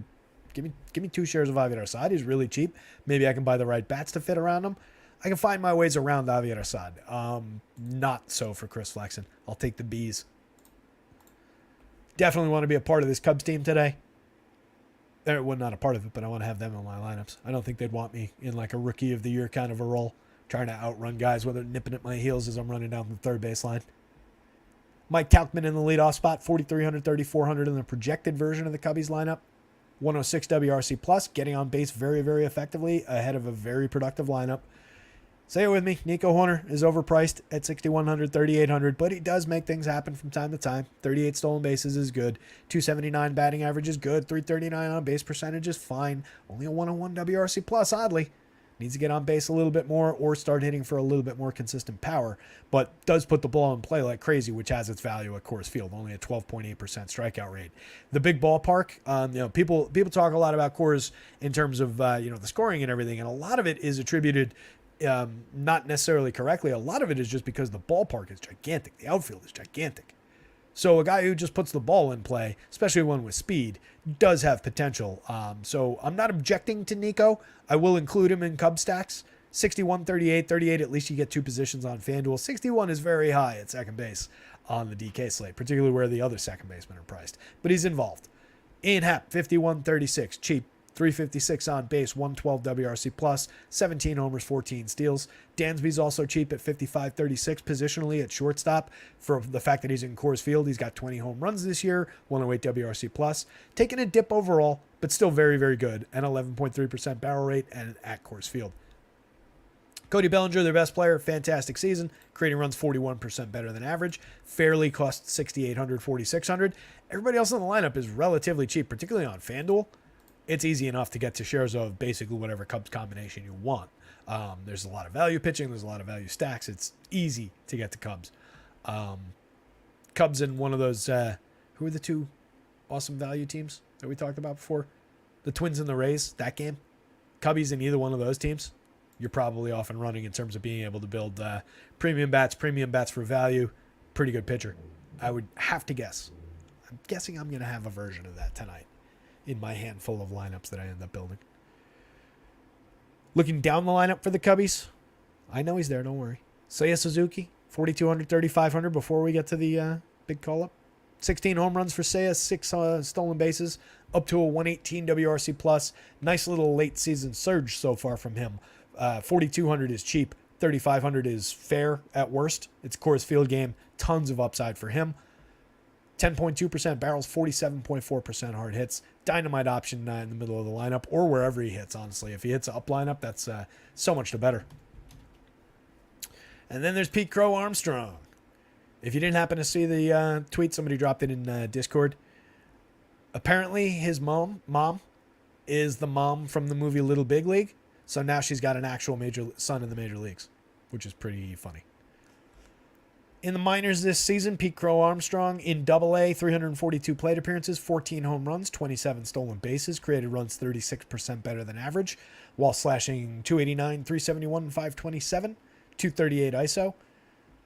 Solid mid-20 strikeout rate, but a 9.1% walk rate. In Triple-A, after the call-up, 158 plate appearances, 6 home runs, 10 steals, 29.7% strikeouts, but a 9.5% walk rate. 271, 350, 479, a 105 WRC+. One plate appearance in the show so far after the call-up for the cup of coffee. He's only 21 years old, but their top prospect overall. Good power bat, highly regarded speed. Should be a very, very good player for years to come. Get him while he's cheap. $3,000, $2,400 on both sites. Outfield at Coors Field. Lefty back going up against Chris Flexen. Love the opportunity. 6.67 in the home run model. One of the higher marks on the team overall today. Those should probably be a little bit higher, but take it for what it is. Top projected team overall for the Cubbies. Priority. Even if they're highly owned, just a priority spot. Rockies on the other side going up against Assad. Considering the fact that I think Assad's kind of sneaky good, I don't know how much Rockies I really want to get to. It's always the ownership offset in Coors Field games. They're always less popular than the visiting team.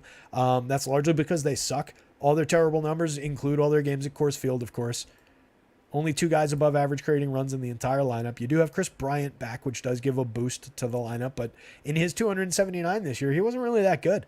83 WRC+, only 8 home runs, 251, 337, 377. Still Chris Bryant. He's very, very cheap, 4,600, 2,500, especially on FanDuel. That's a big discount for Chris Bryant's talent overall. But he hasn't been good. He was hurt all last year, hurt a lot of this year, wasn't good in between. So not great. Charlie Blackmon, moderate option off the top. Good on base skills, ahead of Bryant, ahead of Nolan Jones, who I like quite a bit. My favorite hitter on this team now, 4,900, 4,000. He's priced like my favorite hitter on this team at this point, though, at least on FanDuel. Still relatively affordable on DK. 15 homers, 13 steals, 119 WRC+, makes terrific contact. Affordable on DK, not FanDuel. Elias Diaz, 42, 32. Playable where you need catchers. Only an 83 WRC+. I don't know how much that leads me to him on FanDuel for 32. He's a playable part there. You just pretend he's their first baseman and whatever. But for 42 on DK, he's a moderately talented catcher. He does have 14 home runs on the season. Makes okay contact, not great. Not a great power bat behind the plate, but a playable one. Ryan McMahon from the left side against the righty. That's where he gains his power back. 12.2% barrels, 44.3% hard hits. 22 home runs. I believe 21 of them are against righties this year. 198 ISO. Most of the power, most of the upside for Ryan McMahon is against as a lefty against righties. 3,500 on FanDuel. 5,000 on DK. Probably appropriately priced, I'd say. Maybe a little bit cheap, given his potential. Eleodis Montero, Brendan Rodgers, a little bit of power from the right side. First base, second base, 33, 35. Very, very cheap for a Coors Field game. Mid-range power potential for both of those guys. Alan Trejo, Brenton Doyle, kind of low end at the bottom of the lineup. 198 plate appearances for Trejo. 3 home runs, 5 stolen bases, a 50 WRC+, a 33 WRC+ for Brenton Doyle. Not great. He does have 8 home runs and 17 steals. You just get to him for odd counting stats as a mixer, but over 359, 190, 241, 317, 241. That's hilarious. You can get up there and just take balls and probably do better than 241. So Cubbies bat's way up here. Rockies bat's kind of way down here. Neither one of the pitchers, but if you have to, it's Javier Assad by a mile.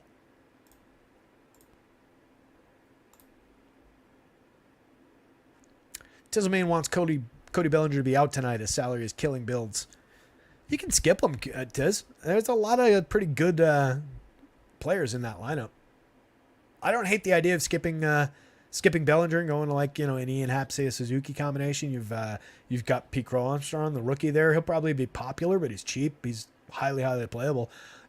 I don't hate the idea of just, you skip Cody, especially because he'll be, one of their more popular players, and he is so expensive. He's obviously the best guy. He's the most likely guy to contribute a monster score, but all those options are good. Oof, that sucks, Larry. Larry C says, good luck, everyone. New Jersey Transit has an hour delay. Fun time, so I'll listen to the rest on the train.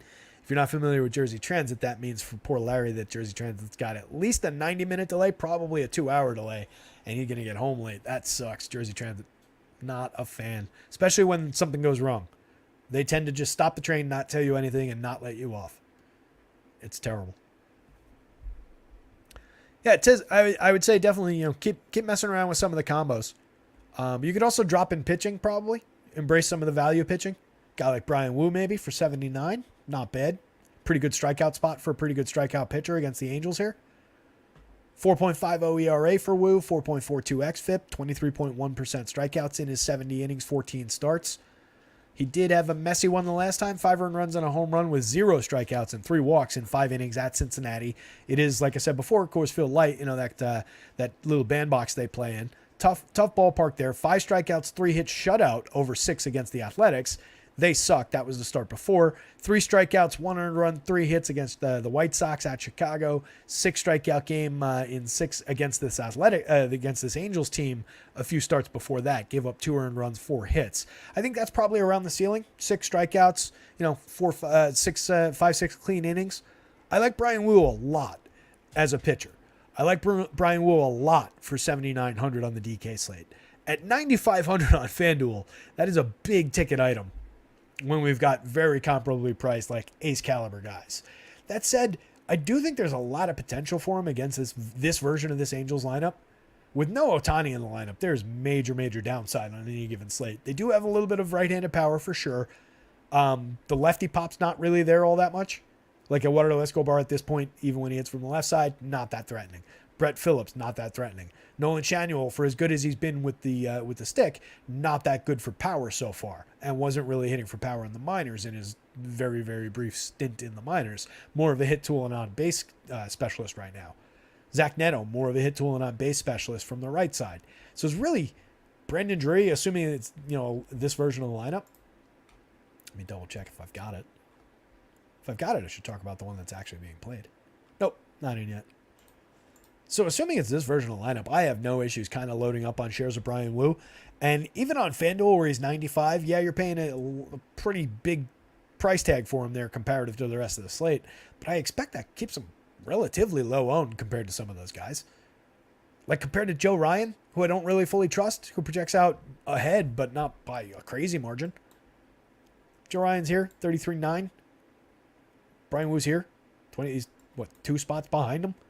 And I mean, as much as Ryan has struggled for 400 more on FanDuel and for way more on the DK slate, I don't necessarily trust Joe Ryan against Tampa Bay any more than I think Brian Wu's got an ability to hit this kind of a score and with the ceiling beyond.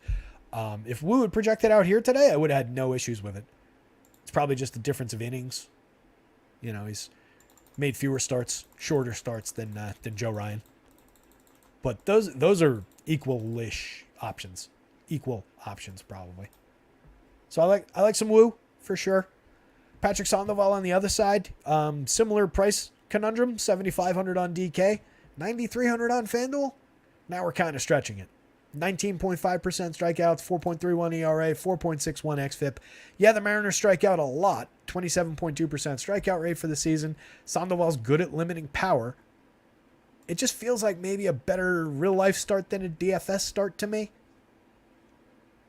7 strikeouts, 1 earned run, 2 hits in 6 innings, 3 starts ago against the Mets. Only 3 strikeouts and too many walks with 4 and 5 earned runs in his last 2. Up and down for the season. Kind of a low ceiling guy. Walks too many at 11.2% walks for the season. A 1.48 whip. So even if he's not giving up power, even if he finds a couple strikeouts, there's going to be a few spots where he's in trouble against a Mariners team that, I don't care about hot and cold or surging or anything like that, but they've really come to form in their second half. A lot of these guys have normalized. You've got Jared Kelenic back in the lineup now with his odd power. Maybe not against the lefty, but we'll see. Julio, obviously, is a star. Teoscar's got tons of power. Eugenio Suarez got tons of power from the right side against the lefty.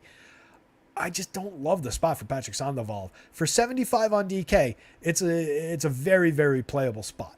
You can throw as many darts as you want for value on DK, given his strikeout potential against this team. Even though he's got a 19.5, there is a strikeout ceiling.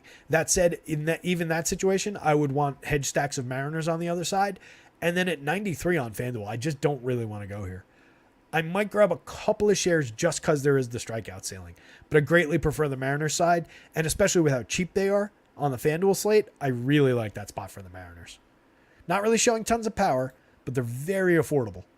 They don't rank well. They rank at the bottom of the board. But there's obviously some comparative upside side to side here is why you're seeing green dots. There's obviously very, very good players throughout this lineup. So I prefer the Mariners bats side of the equation here. And like guys like Julio, Teoscar, these guys up here project out pretty well. Some of these guys down here kind of drag down the average overall. If I'm going to Angels bats against Brian Wu, I would probably grab Shanuel off the top, just given the fact that he's got a 412 on base over his 85 plate appearances, 106 WRC plus. He was in college a few weeks ago, drafted just this year, and has been spectacular so far. Zach Neto, a similar guy. He was drafted last year, and he was the first member of last year's draft class to get called up. Shanuel's the first member of this year's draft class to get called up.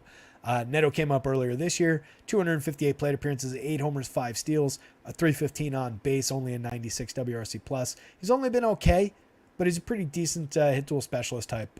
Those two players are very similar in what they're supposed to be doing at the plate. Brandon Drury does have right-handed power. Like I mentioned before, Logan O'Hoppe does have right-handed power, 12.4% barrels, 48.5% hard hits for O'Hoppe, 10 home runs in 135 plate appearances. Definitely a catcher option. Very, very cheap at $3,400 for all his power from the right-sided catcher.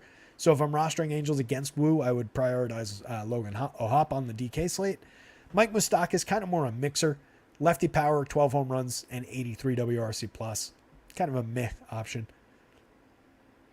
Escobar, I mentioned before, he's cheap, $2,523, but he's done very, very little at the plate this year. Randall Grichuk is a good player, $3,500, $2,900. Drops in the lineup against a righty, but we saw him higher up in the lineup yesterday. Could see the same thing today. Grichuk is a playable part of this lineup if you're going to Angels, but not a guy to go out of your way for. Not a reason to be drawn toward Angel stacks. The sweet siren song of Randall Grichuk. On the Mariners side, J.P. Crawford, if he's in the leadoff role, 380 on base. Correlates directly with the star caliber guys, the right-handed power on this team. Julio, tons and tons of righty pop. 66-45, you're paying a premium for him. It's not a great home run matchup, but he's got a 342 on base. He's creating runs 34% better than average now. He's hitting for average. He's stealing bases. Nothing not to like about Julio, a priority bat if you're going to Mariners. Teoscar, tons of power. 25 home runs, a 192 ISO on the season. Strikes out a ton. Same thing for Eugenio Suarez. Same thing for Jared Kelenic down lineup. Dylan Moore down lineup. Brian O'Keefe down lineup. All those guys strike out 30% plus, some in smaller samples. There are tons and tons of strikeouts on the board for Patrick Sandoval. Supports the idea of upside at 75.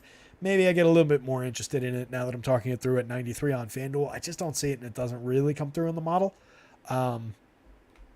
It's a limited option still. I think it's a little too thin for my tastes. On a deep slate with tons of options that I actually want to get to, I don't know if I want to force Sandoval. Maybe it does limit my Mariners enthusiasm more, seeing where they ranked out and thinking it through with all the strikeouts. Maybe it tempers my enthusiasm for them, though. I got a little carried away just seeing how cheap they were. They don't rank very well. They don't have tons of home run upside. There are very playable parts for cheap prices, though. As like a second stack, I don't mind them at all. $2,900 for Eugenio Suarez for a guy with a 12.5% barrel rate, 43.8% hard hits, only $4,300 on the DK slate, hitting behind Teoscar or Julio. Ty France hasn't hit many home runs this year. He's got half as many as he did last year, only a 102 WRC plus, but he's still a decent hitter. Kelenic missing most of the season, 11 home runs, 12 steals, was very hot to start the season, cooled, then went out of the lineup. We'll see what he does at the second half. Does have a 49.8% hard hit rate, 10.8% barrels. Dylan Moore, an odd amount of power this year. 7 home runs in 132 plate appearances, 19.7% barrels, 43.7% hard hits. Odd power output from Dylan Moore. Multiple position eligible guys down lineup. Some interesting ways to mix and match them for cheap. Brian Wu. Patrick Sandoval value on DK. Mariners bats. Patrick Sandoval on FanDuel. Angels bats kind of very low end, very limited. Guardians and Giants. No lineups here. Cal Quantrill, frustrating pitcher. Every now and then he has a weird little upside game where he pitches clean innings, finds himself, instead of putting up 2 or 3 strikeouts, finds himself at like 6. He did that the last time out. 6 innings, exactly 6 strikeouts, only 3 hits against the Angels. That was his last time out. Before that, in 5 straight starts, 2 strikeouts, 3 strikeouts, 1 strikeout, 3 strikeouts, 2 strikeouts. Some of it is going back a little further in time. He was out from July 5th to September 1st. So that most recent game was in the return to form. He's gone in the return to the rotation rather. He's gone 6 innings in both starts since coming back. The first time out it was the only 2 strikeout game that I mentioned in that run of 5 low strikeout games. 2 earned runs in that one, 3 walks, 2 hits against Tampa Bay. Non-tragic, but not a really high ceiling. He's got a very limited ceiling. He did spike another 6 strikeout game back on May 19th, back before he went out. But a low strikeout guy overall. He is very cheap at 5,500, 7,000. He does have the potential to throw 6 innings. He does have the potential to find bonus strikeouts against this free-swinging, high strikeout Giants team. I don't think he's off the board, oddly, which makes me uncomfortable to say. I certainly don't encourage anybody to go run out and roster a ton of shares of a pitcher who does have a 5.70 ERA with a 5.44 xFIP, only a 13% strikeout rate in reality, 79 innings. That's a not large but fair sample. 2.27% home runs. He's not bad for power. He's been basically this guy in an extended sample. Last year, 3.38 ERA is certainly better for runs, 4.39 xFIP, only 16.6% strikeouts. The year before, 2.89 ERA, 4.43 xFIP. The xFIP is always fairly high, 19.6% strikeouts. For cheap, as a dart throw, at 5,500 for sure on the DK slate, some shares of SP2 I think are probably warranted. This Giants lineup, 24.1% strikeout rate for this projected version. That's a lot of strikeouts. A lot of their key bats have pretty high strikeout rates. Wilmer's very good at avoiding them.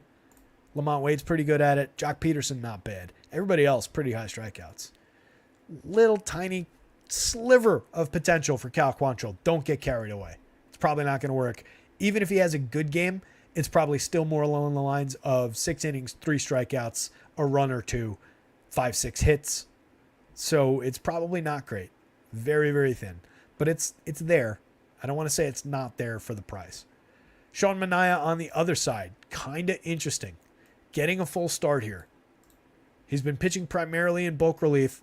I don't know what the innings count's going to look like. He's been going 3 to 4. But he did go on just July 22nd. He went 5 2/3 in bulk relief. He's done that a few times this season, where he's come out and pitched more than a handful of innings in bulk relief. He hasn't been good as a starter this season. In starts this season, he's got a 7.54 ERA and a 5.02 xFIP versus a 4.18 ERA and a 3.77 xFIP in that bulk relief role. His strikeout rate goes from 25.5% starting to 27.8% in the bulk relief role.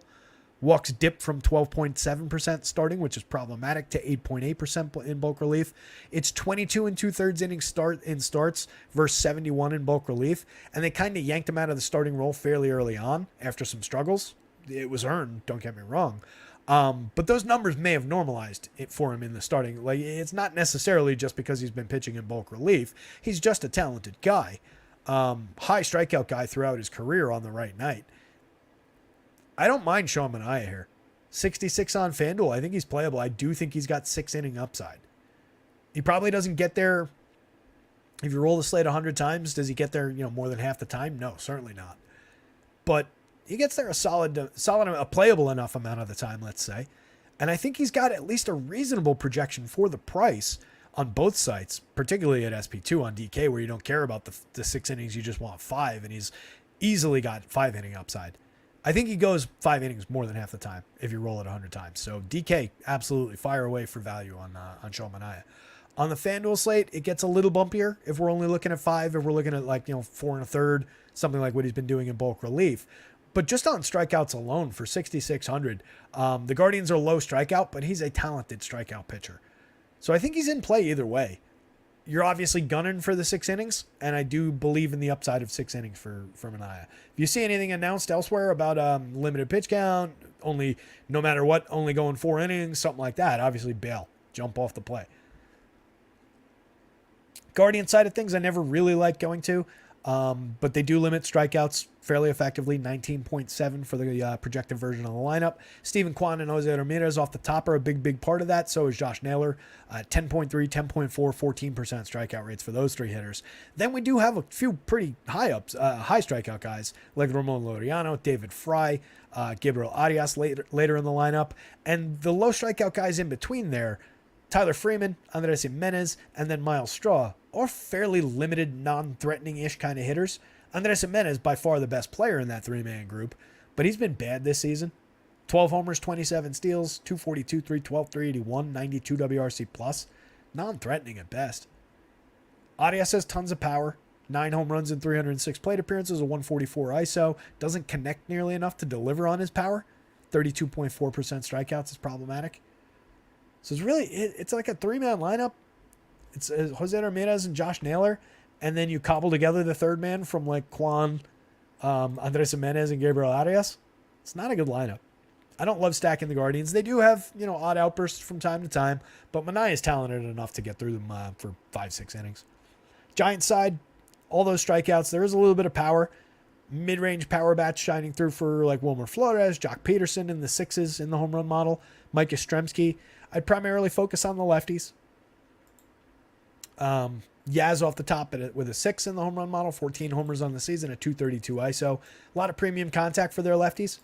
10.2% barrels, 47.3% hard hits, 12% barrels, 52.5% hard hits for Jock Peterson, and just a long track record of just mashing mediocre righties. Lamont Wade makes pretty good contact, 14 homers, 374 on base. He's cooled off a lot as the season's gone on, but still an effective on base guy. Still draws walks 14.6% of the time. Pretty good walk rates for the lefty power bats in this lineup as well. Blake Sable is not uninteresting from the left side at 3,100 where you need catchers. 2,200 on FanDuel. I don't really care about the catcher eligibility. 12 home runs and 317 plate appearances. An 11% barrel rate. That's not a bad catcher option.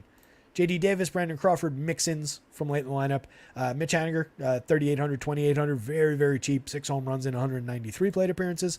Only an 84 WRC+, but mashes the baseball when he makes contact. I wouldn't skip him that many times in stacks of Giants. Tyler Estrada in the 2 spot, 4,300, 3,200. Now that the price is manageable, 12 home runs, 21 steals, a 104 WRC+. That's a solid little, Jose Altuve light kind of a player. Not comparing him to Jose Altuve, but I'm just saying, the things that he does in an extremely light, watered-down version, 40% watered down. That's the kind of things that he does at the same position for the price. Weird value shares of both pitchers are alive on both sides, but obviously I greatly prefer the Sean Manaea side. I'm going to put Sean Manaea up top. Manaea, Giants bats in small doses. Cal Quantrill value in small doses. Guardians bats if you want them. I don't really want them. Highest home run mark of the day is on the Guardians side. I'll say that much. 10.1 for Jose Ramirez. 8.5 I think is the second highest for Josh Naylor. Those two are good. Everybody else on the team, not so much. Padres, Dodgers, last game on deck. Michael Wacha, Lance Lynn, battle of mediocrity. Neither one of these guys projects out overly playably. Lance Lynn with a 25 projection on the FanDuel scale, obviously directionally on the $8,400 price tag on DK. I should take that back. He does play, he projects playably. It's just, given what he's been doing, do you really want to go there? He's got obvious upside, any given slate upside for days at that price on DK. So for me, the answer to do you really want to go there, even against this Padres team, is probably yes if I was playing over there. For 9,000, comparable to the higher price guys at the top of the board and some of the other non-value but mix in interesting pitchers on the board, I don't know how much I go there on FanDuel. 1 strikeout in each of his last 3 games, despite working 4 2/3, 4 1/3 in the last 2, and 6 innings, 3 starts back. He allowed 8 earned runs the last time against Miami, at Miami, 7 earned runs in a somewhat forgivable start versus Atlanta because everybody loses to Atlanta, 3 earned runs with 4 runs allowed and 10 hits at Boston in that 6-inning start. He's been a tragedy since arriving in Los Angeles. 3 home runs apiece for Miami and Atlanta in those 2 games, 2 home runs for Boston in that game. Only 3 strikeouts in 7 good innings versus the Brewers 4 starts ago. 4 hits, 0 runs, messy, and several 3 home run games this season before coming over to the Dodgers. I don't know. 24.3% strikeout rate overall on the season, a 6.09 ERA, but a 4.32 xFIP underneath that is still pretty good. A 5.65% home run rate is aggressively bad, though. I think you're throwing Padres bats at him. I really do. On DK for a few darts at 8,400, I don't think the odd, Lance Lynn came out and threw 8 innings of shutout ball, allowed 4 hits and struck out 10 against the Padres tonight. Holy shit. I don't think that's off the table. It's just a lot less than likely given the form that he's been in and the form that we're probably dealing with from here on out. But over the course of the season, 24.3% strikeouts can't be completely ignored. But tons of power coming through for the 3 stars for the Padres. We saw Xander Bogaerts get on the board for his 18th last night, back up to 273. Let's go 280. Come on, Xander. You can do it. 115 WRC plus has never dipped below the waterline for WRC plus on the season. 15 steals. If the average comes up just a little bit, we're talking about an okay Bogaerts season. 47, 3,000. He's just way too cheap at shortstop. The 2 superstars in the outfield, they're too cheap on FanDuel, honestly. 3,800, 3,600. They're both above the magic number for home run upside. 23 for Tatis, 29 for Soto. 25 stolen bases and to 8 stolen bases for Tatis leading Soto. 46% better than average, 13% better than average. Ha-Seong Kim with eligibility at second base and third base on DK, adding shortstop for 3,200 on FanDuel. Tons of value, 4,800 on DK. What are we doing? Guy's creating runs 20% better than average. He's one of the wins above replacement leaders at his position. He hits home runs and steals bases. He gets on at a pretty elite clip ahead of Tatis, Soto, Machado, and Bogaerts. Can we make this guy more expensive? Machado, 5,200, 3,500. Still discounted above the magic number for home run upside today. 28 on the board this season. Pushing Juan Soto for the lead. They'll both get over 30 for the season. Machado's really pulled his season together. I know the triple slash is still down like we talk about a lot, but a 208 ISO strikes out only 18% of the time. A lot of these guys, we don't talk about that enough with this Padres team. A lot of really low strikeout guys. 18.7% strikeouts for the season for this projected version of the lineup. Problematic for Lance Lynn. Definitely concerning around any upside for that 10 strikeout game I was talking about. He's talented enough to find it, but they've been very, very good. Jurickson Profar, at least he's limiting strikeouts. He's part of that group. No real contact to speak of. 9 homers, 78 WRC plus. The weak link in this version of the lineup. Luis Campusano, playable catcher, 41.8% hard hits. 5 homers, a 120 WRC plus. 136 plate appearances for 2,900. I like that option if you need to roster catchers. Matthew Batten hasn't been unproductive. 2 home runs, a stolen base, a 126 WRC plus, and 72 plate appearances. Still very cheap, 26, 23. Third base only on FanDuel, but adds second base on DK. Playable part. Trent Grisham, we talked about the premium contact yesterday. Very, very good contact rate. Doesn't see a lot for it. Only 160 ISO, 95 WRC plus. 13 homers, 14 steals. Not great as a wraparound because he doesn't get on base. But as an individual play late in the lineup for cheap, maybe he's like an end piece to like a mid lineup stack. Maybe he's in play. Dodgers side. Drawing tons of power against Mr. Waka here. We didn't get either of these yet, did we? Oh, Cubbies lineup came out. Cubbies lineup, Chris Morel in the leadoff spot. I adore that option. 5,200 on, I think this is FanDuel I'm looking at. Oh, no, that's DK pricing. Yeah, that would have been pricey for FanDuel. So going back to the Cubbies real quick. Chris Morel, Nico Hoerner, Ian Happ, Cody Bellinger is in the lineup. Dansby Swanson, Seiya Suzuki. John Gomes hitting 7th. Gives you a little bit of catcher potential. Power bat at catcher for a cheap price. Pete Crow Armstrong hitting 8th. Premium rookie hitting 8th. And then Nick Madrigal, take him or leave him in the 9th spot. Back to the Dodgers side. So they're going up against Michael Wacha. Just kind of is who he is. No real blips statistically in his last 20 starts of his entire season. 2.99 ERA, but a 4.60 xFIP, a 22.3% strikeout rate, but he walks a few too many at 8.3%. Not a great swinging strike rate, but an okay one. 27.4% CSW is a little lower than you would want it, but it's okay. 35.2% hard hits is very good. 88.1 miles an hour of exit velo, only 2.62% home runs, but the Dodgers are just deadly. So they're drawing a lot of power despite his propensity to limit home runs in the small sample. Last year, there was a little bit more power on the board, and 2 years ago, there was a lot more power on the board. So some of this is also feeding the Dodgers upside for power today. I think he's realistically gettable. I don't love the option at 8,997. It's not like we're getting a discount for playing a mid-range pitcher who only occasionally spikes good DFS games against the Dodgers. I just don't see the need.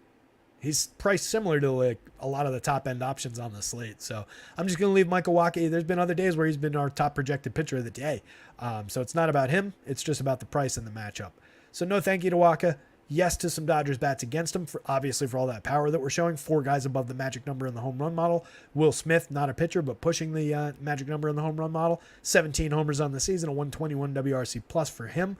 From the heart of the lineup as a catcher, if he's in the lineup, premium option. If you get the Austin Barnes version of the lineup, that's not great. He hits down lineup. You kind of skip the catcher spot on the Dodgers in that case. But you've got Mookie, you've got Freddie.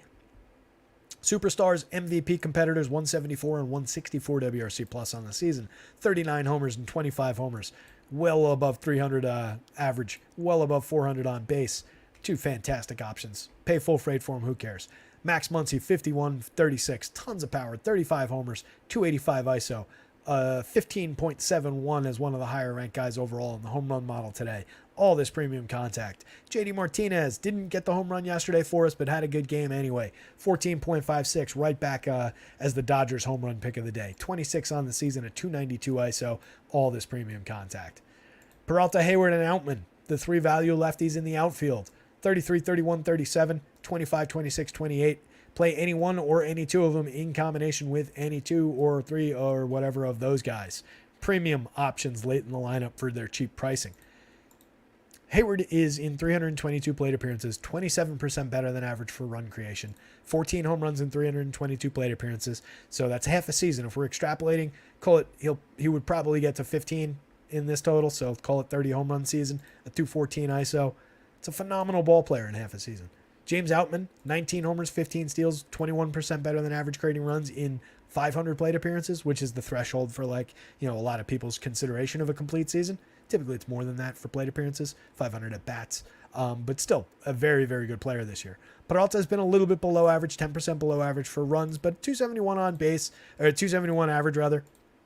7 homers, 4 steals. My least favorite of those 3 guys, but an affordable lefty bat late in that lineup. Miguel Rojas only a 67 WRC plus and 384. I'd much rather just have a Med Rosario in the lineup. Bats on both sides. I don't really want to tangle with either pitcher. If I had to roster one of the pitchers, I'd probably go Lance Lynn. As scary as a proposition as that is. Wacha's been better this season for sure, but I just don't want to tangle with the Dodgers. I mean, if my life was actually on the line, I'd probably have to go Wacha, just because Lynn's been an absolute disaster. I think the Pods ranked out up top. No, Dodgers just outpaced them.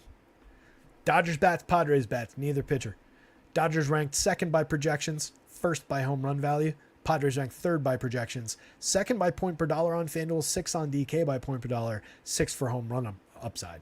If they had Gary at catcher instead of Luis Campusano, they'd probably have a 4th guy above 10 in the home run model and probably would be 2nd ranked for home run upside, maybe 3rd. But a lot of power on both sides, a lot of premium bats on both sides. This one's just bats for me. Late lineup bats, let's get the late night hammer out. I like that spot on both sides. I might game stack this one in one of my lineups. With that, gang, speaking of my lineups, it is 6:02. We've been talking for 2 hours. About time to punch out. One last time on the, let's start with the home run board. Judgy up top, monster number for Judge. Obviously playable only on the DK slate. Mookie, Muncy, Martinez. 3 Dodgers in the next 3 spots off the top. Pretty premium spot for power, I think. Tatis down here. Juan Soto, Manny Machado. All 3 of those guys over the magic number for home run upside. Plenty of potential for the Pods and the Dodgers to both explode at the plate today. Pete Alonso, 11.94. Pretty solid power option from the Mets. Max Kepler was my overall home run of the pick of the day, and we were seeing some power for the Twins against Zach Littell. But that's an interesting value spot, as we discussed. I don't disagree with the people who are interested in getting Zach Littell. There's potential there. There's potential for innings, and the Twins might just feed him strikeouts if they're not hitting home runs off of him. But we do have Kepler here. We do have Wallner there. We do have Edouard Julien there. So there's definitely some power showing against Littell. So be cautious about it. Christian Walker from Arizona. Corbin Carroll from Arizona. I like both those options. I'm into that Diamondback stack a lot today. I think that's a very good option. Red Sox showing obvious power. Another Dodger lurking here. Another Yankee lurking there. Pretty interesting power slate. A lot of good pitching. Verlander at the top of the board against the Athletics. He can't get better matchup-wise. Obviously, he's had his blips this season. He's been lower strikeout by a lot this season, but it's still, there's upside for Justin Verlander for sure. Freddie Peralta going up against the Marlins. I like that spot a lot. He's very expensive. He's given up a few odd home runs, but he's been good overall. Joe Ryan's had a ton of blips this season. I don't fully trust him, but I'll definitely have some. My hope is that the field gets away, but it sounded like he was going to be a little bit popular. Kind of problematic at the pricing, but he's talented enough for sure to get through that Rays lineup a few times. Scherzer, up and down season, 10-1, 11-3. Pricey against Toronto. Hopefully the ownership's not where it should be. Love the Manaea option for a value dart on both sites. I think he does have upside to 6 innings, given that he went 5 and change just the other day. Again, that was 5 2/3. It was his season high for innings. That was just on July 22nd in bulk relief. You can't tell me he doesn't have 6-inning upside when he just pitched into a 6th inning just the other day in relief. Brian Wu, I love the option for Brian Wu, 95. Hopefully he gets low owned for a pay up to be contrarian option on FanDuel. Really like the spot for the kid. 79 on DK, prime piece of value. Lance Lynn, don't trust him at all. Patrick Sandoval, like the upside for some strikeouts from the mid-range. Definitely better on the DK slate. Don't know how much I get to him on FanDuel. Carlos Rodon, just wouldn't do it on DK, even at 73. There is a strikeout ceiling there, but it's the Red Sox. It's Fenway Park. He's been bad all year. Do you really want to go there? Edward Cabrera in bulk relief. Don't like it at 92 on FanDuel. Not correctly priced on DK. If he was priced here or even here, it would be a much better option. Just barely clinging to relevance on DK. Maybe it's there if he gets 5, gets the win, finds the strikeouts. Premium young pitcher. Problems with walks, though, for Cabrera. But a lot of strikeouts. Nelson, not really. Value dart at best. Hyunjin Ryu, inappropriately priced to be a value dart. Terrible matchup. JP Sears, moderately value priced. Terrible matchup. Don't really want it. Jose Button, no. Don't really buy it. I like the Arizona side of that a lot better. Waka, no. Quantrill's the weird one. Given the strikeout upside against San Francisco for 5,500, you need him to pitch clean innings and you need him to find the 6 strikeout game like he's done like twice this season and occasionally frustrates. Very, very low end value dart. But for 5,500, I do think you could throw it a couple times. Even for 7,000, if he gets you 6 innings and a quality start on FanDuel, you might be in business. But it's very low end. Nobody below Cal Quantrill by any means. With that said, gang, I think that's about it. EMAC in the chat. There were calls for EMAC to get signed up and come on salary at rotoscouts. I'd like to get salary at rotoscouts as well. We'll have to work that out one of these days. I told everybody that you chimed in, EMAC, on Twitter saying that you'd be in for a show if our pal Nikki and I jump on a show. Melissa's challenging EMAC to a showdown. Love it. EMAC 2024, you said that right. Big David Figueroa says good luck all. I also say good luck all. Emax points out 100 watching, 51 likes. Hit that like button on your way out the door, gang. That was the end of the slate. That was the end of the show. But on your way out, if you haven't done it already, pop that like button. We've been talking for 2 hours and 6 minutes. Got a couple lineups to build. I think I'm only throwing in like 3 to 5 into that $100 contest tonight. Skipping the biggie. We will be back tomorrow. Going to do a quarterback show tomorrow at some point. Keep an eye out. Subscribe to the channel so you see a little alert when that goes live. Just a little teaser. Football projections will be up. Projections and the position-by-position rankings for salary and value will be up for free again for week 2. They'll go up either tonight or tomorrow morning. Depends on how long it takes me tonight to filter through all the inactives, make the back-end changes that I need to make. But got most of it done already this afternoon, so probably later tonight. Keep an eye out. With that in mind, gang, good luck out there tonight. Somebody go win something. I'll see you later.